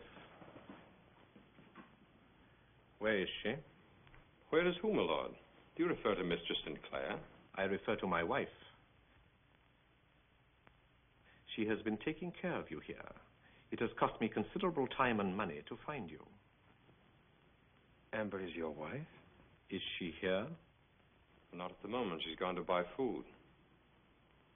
Perhaps you'd best sit down and consider this slowly. Will you have some wine? No, thank you. I will, if you don't mind. You must understand that this information is so startling that I can't adapt myself to it easily. May I inquire into the nature of your present intentions? They are simple. I have come to fetch the Countess. Do you propose to prevent me? I see no way in which I can do so that is either honorable or practical. I'm glad to hear that. I used to be proud of my swordsmanship, but I'm rather old for dueling now. I presume I owe you some sort of explanation. I require none about the past. But I do confess a certain curiosity regarding your future plans. They are forming in my mind at this moment. I've long had the idea of settling in Virginia. Does your lordship consider that I look fit enough to travel? Beyond a doubt, my lord. In that case, may I say with sincerity and humility that you are an extremely fortunate man? And since I owe her ladyship a debt far greater than I can ever hope to repay, would it be presumptuous to ask you to give her my warmest regards and best wishes for her happiness? I shall convey them to her, together with your regret that you will never meet again.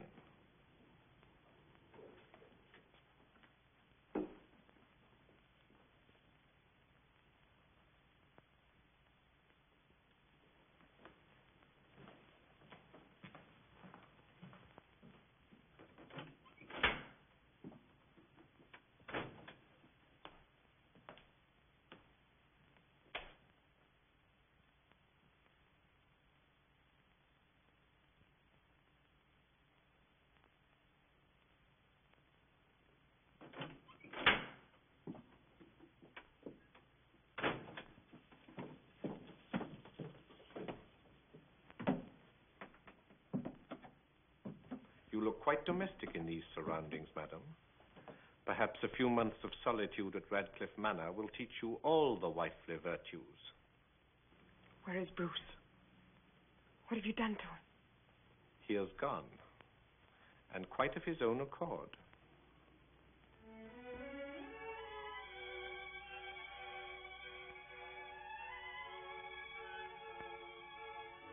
Are you ready, madam?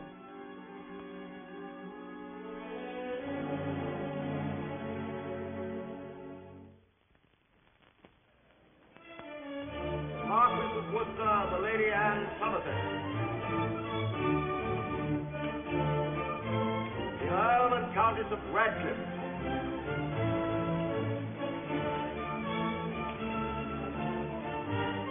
Sir Thomas and Lady Barclay. Just little round-head dog. For once the truth outdoes the rumour. Why, is that actress? What's her name?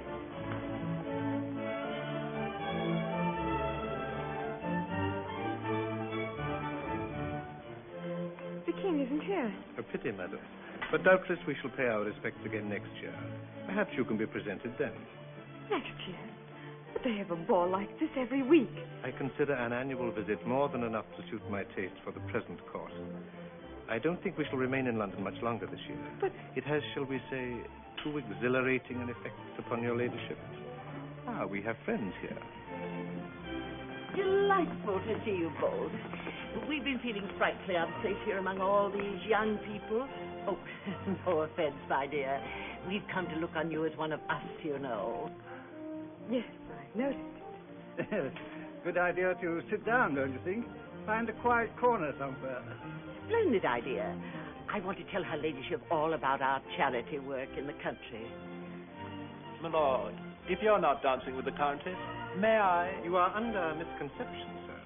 I am quite sure we have never been introduced. It'll take Charles himself to pry her loose. If he's not fishing another stream tonight, he may not know what's running in home waters.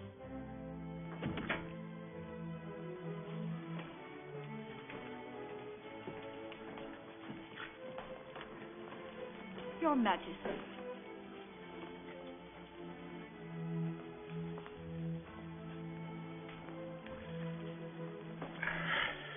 But Charles, you're not even dressed yet. I've been firefighting all afternoon down at the docks. Odds fish, I'd have made a better bargain for this throne if I'd realized how much they expect of a king. You bring it on yourself, Charles. No one forces you to rush out of the palace. Bucket in hand, every time some little blaze is reported. There's more than a little blaze this time. It was still spreading when I left. The ball's already begun. Shall I have someone fetch your coat in here? No, the Queen's waiting for me. Queen? You're not taking her to the ball, are you? Yes. I trust you've provided yourself with a suitable partner. Perhaps we shall have a dance towards the end of the evening. I'm not going.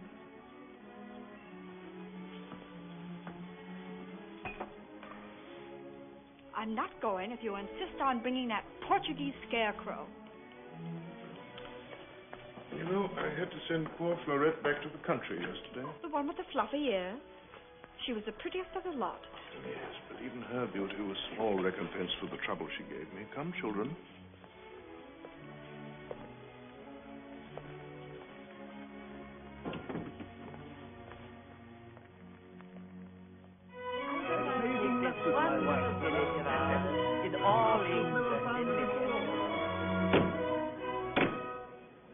Their most gracious majesties, the King and Queen.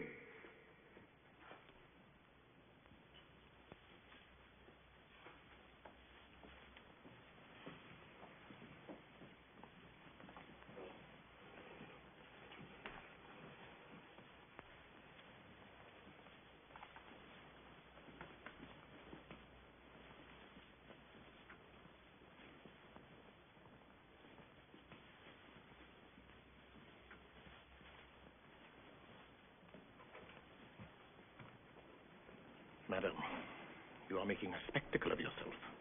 I don't care. This is the first chance I've had in a year to enjoy myself.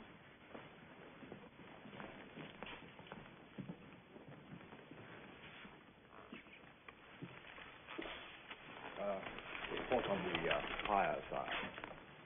Well, perhaps my guests might be interested. It's been such a dull season. My lords, ladies and gentlemen, we have just received word that the fire, fanned by a strong east wind, has reached Blackfriars. St. Paul's is already aflame, and so is the New Exchange. Who's that with old Radcliffe? His wife, sire. Oh. With your permission, madam. Your Majesty may remember the occasion when we first met us.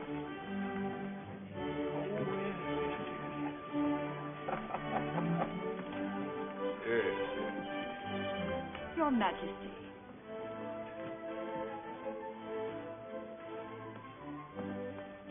I've changed my mind, sire. Your mind is rather like your wardrobe, madam. Many changes and no surprises.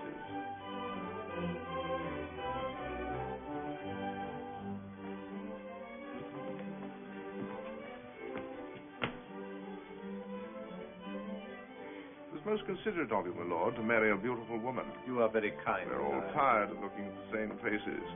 And now, if you will permit me, my lord.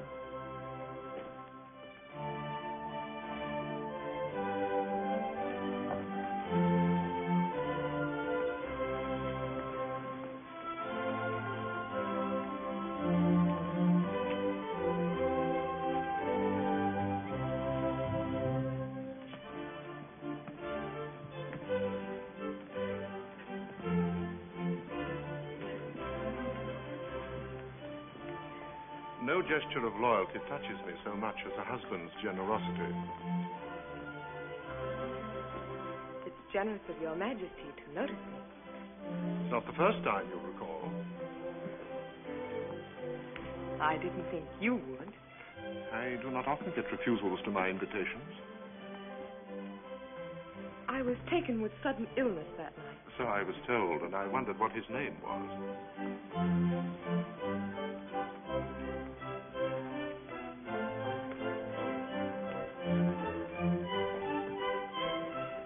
Once spurned, a man is hesitant to try again without some foreknowledge of the response. Well, it's difficult for a woman to know just where her first duty lies. To her husband or her father. Well, I try to be a tolerant monarch, and I always leave that decision up to the individual.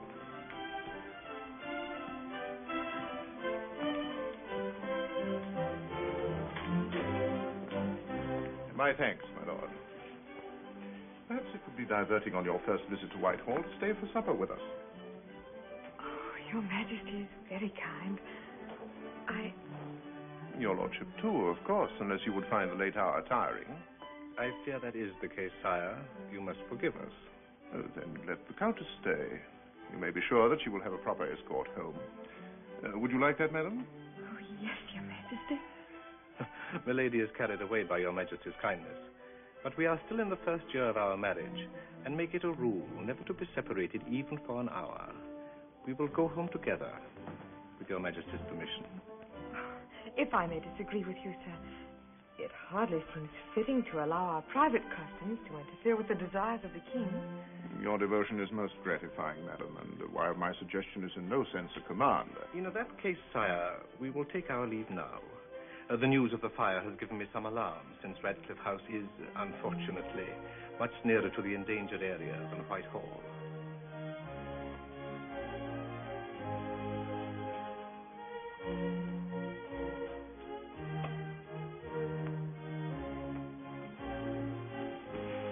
Sire, may I have permission to present to your most gracious Majesty the ladies Elizabeth and Rosemary.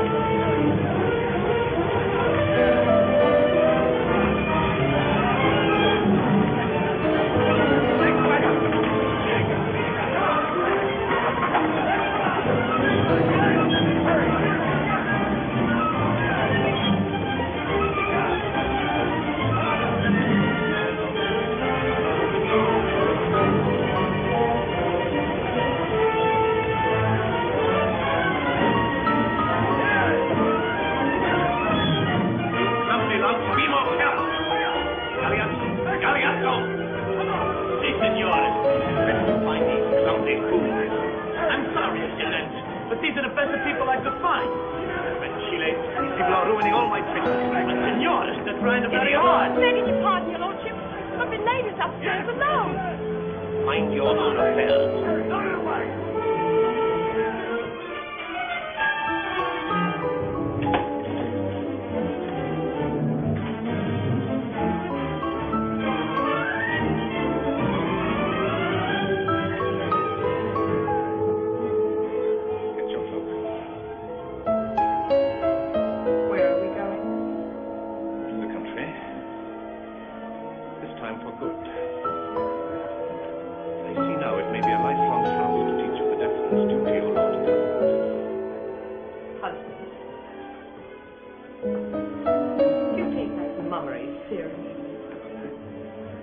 We made a bargain, and believe me, it's cost me more than it has you. However that may be, you are the Countess of Wright. You share my name and my honor. It was no part of our bargain that I should submit to humiliation and indignity. I don't know what you're talking about. Perhaps the emotion is foreign to you. It is a matter of pride. Pride? I would expect pride in you. Dried up years ago, together with the rest. I am your husband, madam, and will be spoken to with respect. The only kind of respect you understand.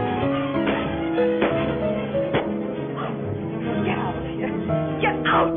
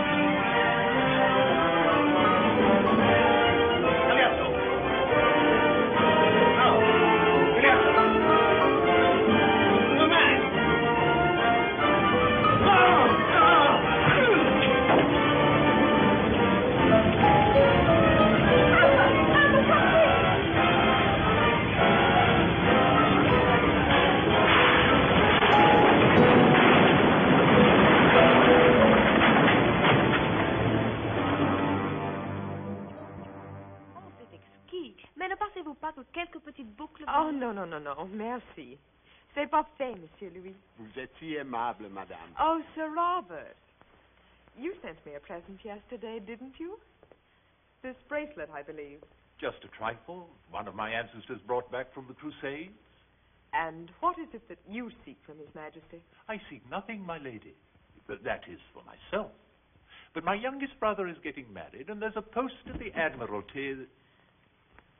Good morrow, darling. My services, madam. Oh, Bruce. Bruce, my darling, darling. How is my angel today? Gentlemen? Lord. Oxana. Drop a little courtier. Let me die. Upon my word, I've never seen such a pretty child. Are you going for your walk, Bruce? Will you go with us today? Please, Mother.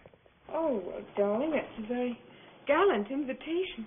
But I'm already bespoken to another gentleman. Yes, Mother. You'll always be my cavalier, though, won't you, darling? Yes, Mother. Remember, Nan, he's not to play with any of the other children unless you know their name and rank. Yes, my lady. The last boy blacked his eye was a duke.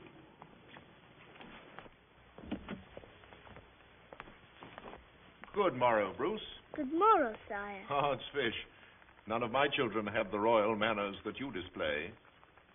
But then neither did their mothers. Are you ready, my dear? As always, sire, whenever you are. A slight exaggeration, madam. But then I've always felt that the traditional prerogatives of a king should be subordinate to those of a beautiful woman.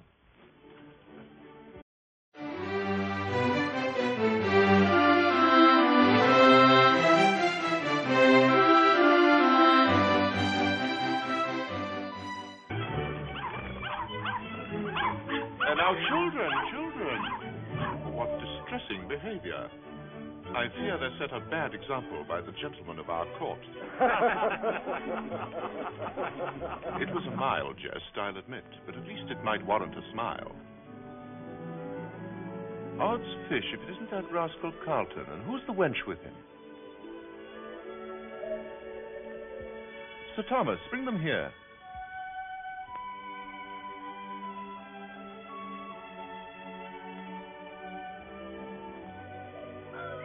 The Lord Carlton, His Majesty desires your presence.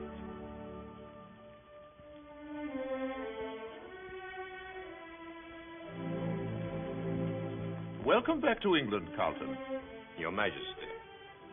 Well, won't you present the young lady? Yes, sire. I have the honor to present my wife. My services, madam, and my congratulations to you, Carlton. I had no word of your marriage. Well, that's hardly strange, sire. We were married only last year in Virginia. Virginia? Well, if my Lady Carlton is a fair sample of what we're breeding across the seas, I must learn to pay more attention to colonial affairs. My Lady Radcliffe, my Lord and Lady Carlton.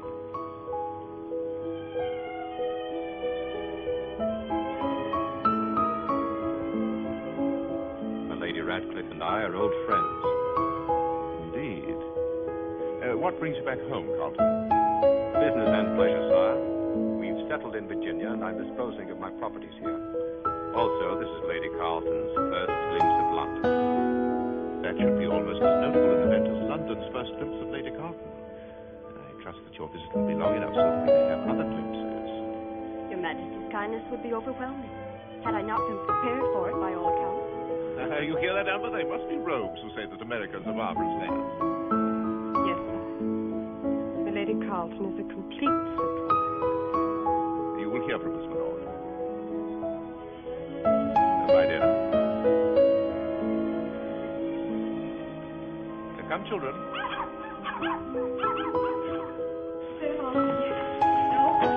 A servant took the message like the others. They've all been delivered into Lord Carlton's hands. Well, I don't believe it. He will come. He might not want to, Arthur. Why not? Nothing's changed between Bruce and me. Nothing could ever change. Not even a wife. I'll be married myself. Yes, but he might also be in love. Bruce, don't be ridiculous.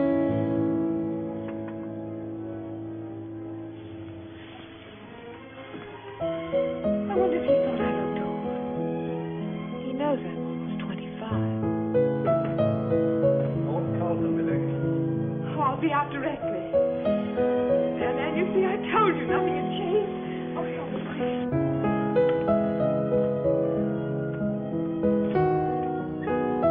Her ladyship will see you, my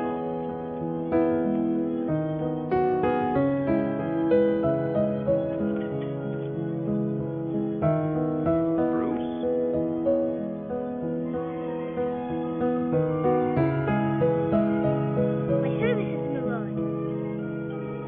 Bruce, don't you remember me? No? Well, I'm your father, lad. From America, my lord? Yes, yeah. Let me look at you. You were only a baby the last time. Now you're half a man. Next year I'm to be a page at court, like my Lady Castlemaine's son. Will that be fun, do you think? I don't know. I suppose you have to wait until you're grown up to have fun. I brought you a present. A tomahawk. A tomahawk? Thank you, my lord. Just like the Indians use. Do you know any Indian? Oh, yes, there's a boy just your age who goes fishing in our river.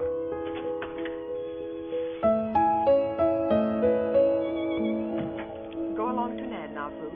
Yes, mother.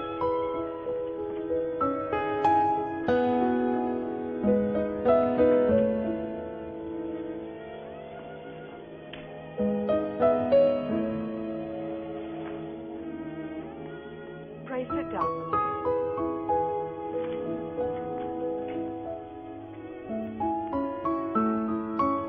We've come a long way since Mary Green. We have at that. I've been meaning to pay you a visit for several days. I understand. I know it's rather awkward for you. Do you want to explain to me how it happened, or shall we just forget about her entirely? Brenner, I don't know what there is to explain. I can guess most of it. contrary, her father's quite a small planter. But then why didn't I didn't come here to discuss my marriage, Amber. I came to talk to you about Bruce. Have you given any thought to his future? But of course. Planter.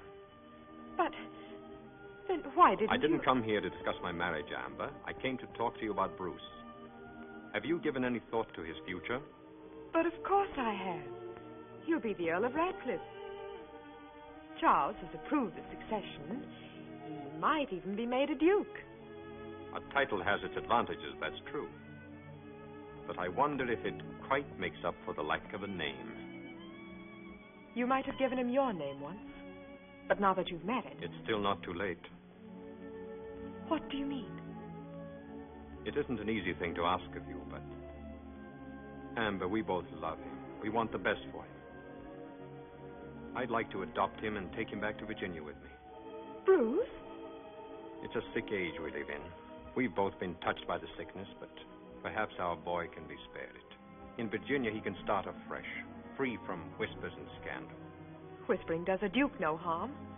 For the next 8 or 10 years, the Duke will be a growing boy. Well, and how are you going to explain a growing boy to your wife? I already have. You've told her? About me? Not by name, of course. Oh, just some nameless wench that you took pity on and kept out of the rain one night. I think I stayed as close to the facts as a husband ever does, under the circumstances. Well, he's my son, and I'm not going to turn him over to this wife of yours. She'd hate him. She'd make his life miserable because he's mine. You wouldn't say that if you knew her. Well, she's no saint, I'll warrant you. Certainly not, unless I've been grossly deceived. You think she's a different sort of person from me, don't you? You don't believe she'd do exactly what I've done under the same conditions? I'm not making comparisons, Amber. That wouldn't be fair. Well, I am making comparisons. And I'll wager you she's no more virtuous underneath that smug look than I am. Listen, Amber. Don't decide anything as important as this when you're upset.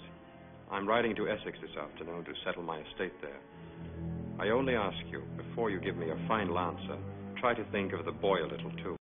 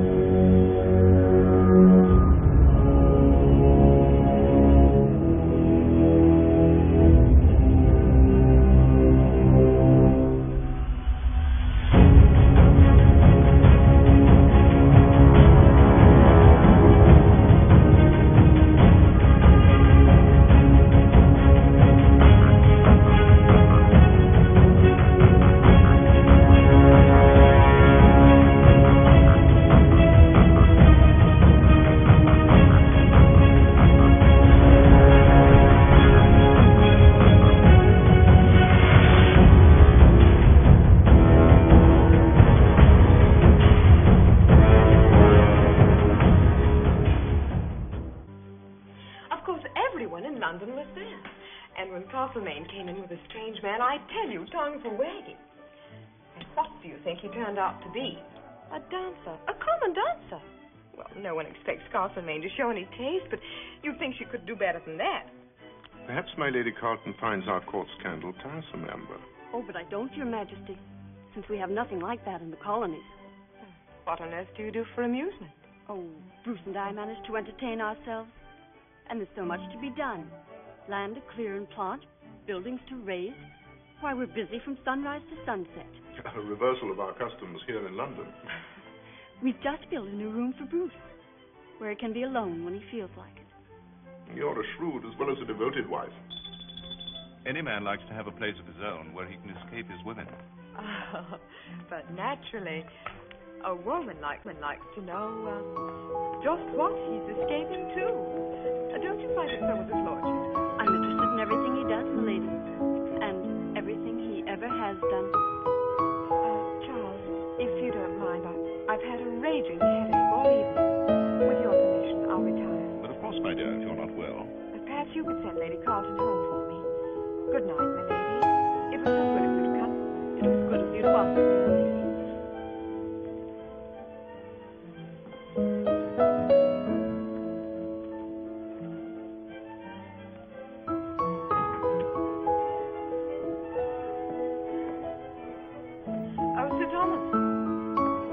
Majesty most expressly wishes not to be disturbed. But, my lady, a communication with the Dutch ambassador. I suggest that you wait until morning. Very well. How well do you know my Lady Radcliffe? Tonight is the second time I've seen her. You heard your husband say they were old friends. Yes, sire. Her son is called Bruce. An unusual name, save in Scotland. Yes, sire. I found her sudden headache tonight quite extraordinary in the presence of a potential rival. I assure your Majesty, no thought of such a rivalry has entered my mind. We're discussing my Lady Radcliffe's mind, which is a very different mechanism. I believe that its workings have brought us together in what you are doubtless aware is a highly compromising situation. I am aware of it. And you're not afraid? Do I appear afraid? Would you be if you knew that at this moment a message is probably on its way to my Lord Carlton informing him of your whereabouts? Do you think she would do that? I think she's already done it. She must hate me terribly. There can be little doubt about that. It's difficult to know what to do.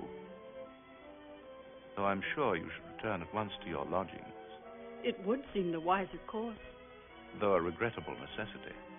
I take that as a compliment, sire. It was so intended. I've never been over fond of your husband. Perhaps our tastes are too similar. But please convey to him my best wishes for his future happiness. And my most sincere congratulations.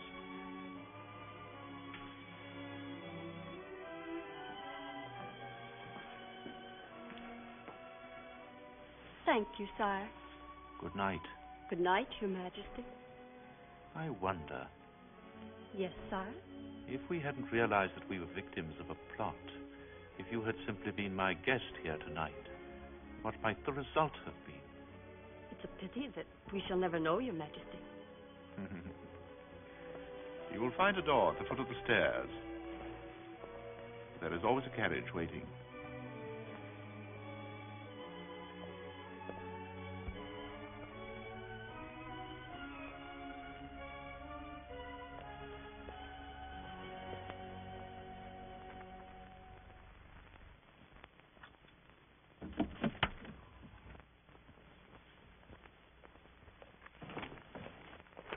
Why, Charles, where's my Lady Carlton?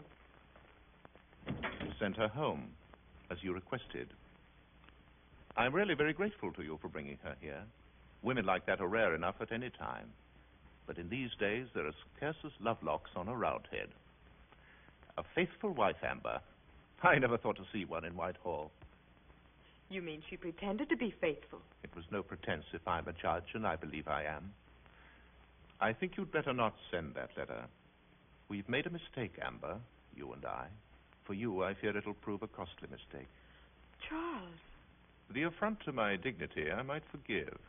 Perhaps, granted the moral level I've permitted this court to sink to, even a king should expect to be used as pawn in a dirty game. But I'm not only a king. I should know that. But do you?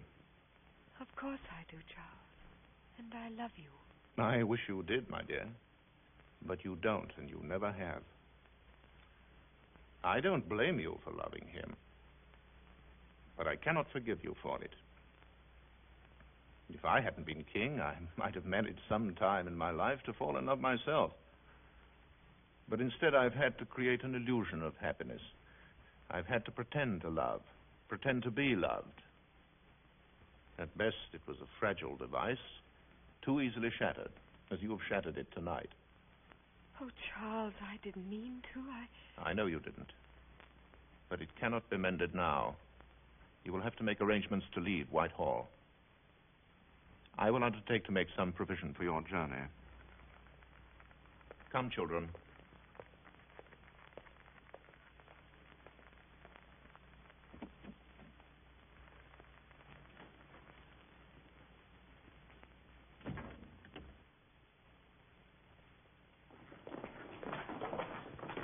Mother! What is it, Mother? Are we going away? Yes, dear. Yes, darling. You've been crying, Mother.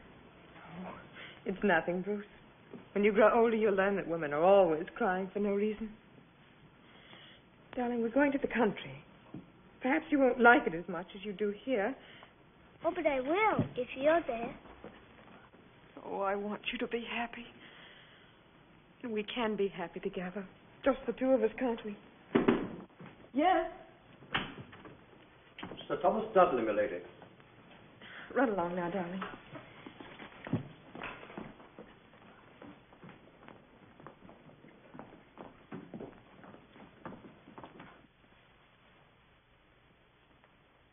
His Majesty has placed a coach at your disposal, my lady. As soon as you finish packing, let me know. Yes, Sir Thomas. Of course, it isn't necessary for you to leave London at once. What else can I do? May I make so bold as to inquire if your ladyship is free for supper this evening? You are quite bold, Sir Thomas. And hasty almost to the point of indecency. I hope your ladyship will forgive a haste which is born of ardour. My lord. Sir Thomas. I've come sooner than I intended, Amber. We've decided to sail for Virginia tomorrow. Tomorrow? Yes, I finished my business here, and my wife doesn't seem to find London as exciting as I thought she would. So I'd like your answer now. It's no different, Bruce. You can't have him. I have no right to insist. The only reason I do is that I think we'd both like to give him a better start than this. Bruce, you don't know anything about the start he did have. Let me tell you some things you don't know about your son. He was born in a den of thieves. His godfather was a highwayman, and he had a murderess for attendant. And if I hadn't gone out and stolen for him, he'd have died there. You make me understand better than I did how much I'm asking of you. But I still ask it, Amber. And I still say no. What makes you think he'd leave me anyway? He loves me. You haven't spent 6 days with him in all his life. Let's ask him which of us he prefers. Nan, send Bruce here.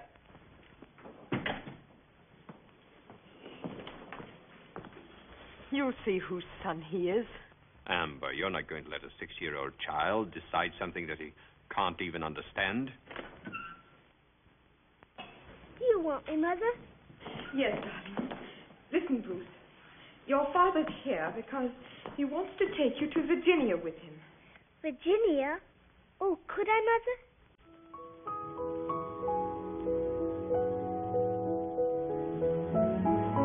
Would he really take me, sir? If your mother says you can. And if you'd like to come.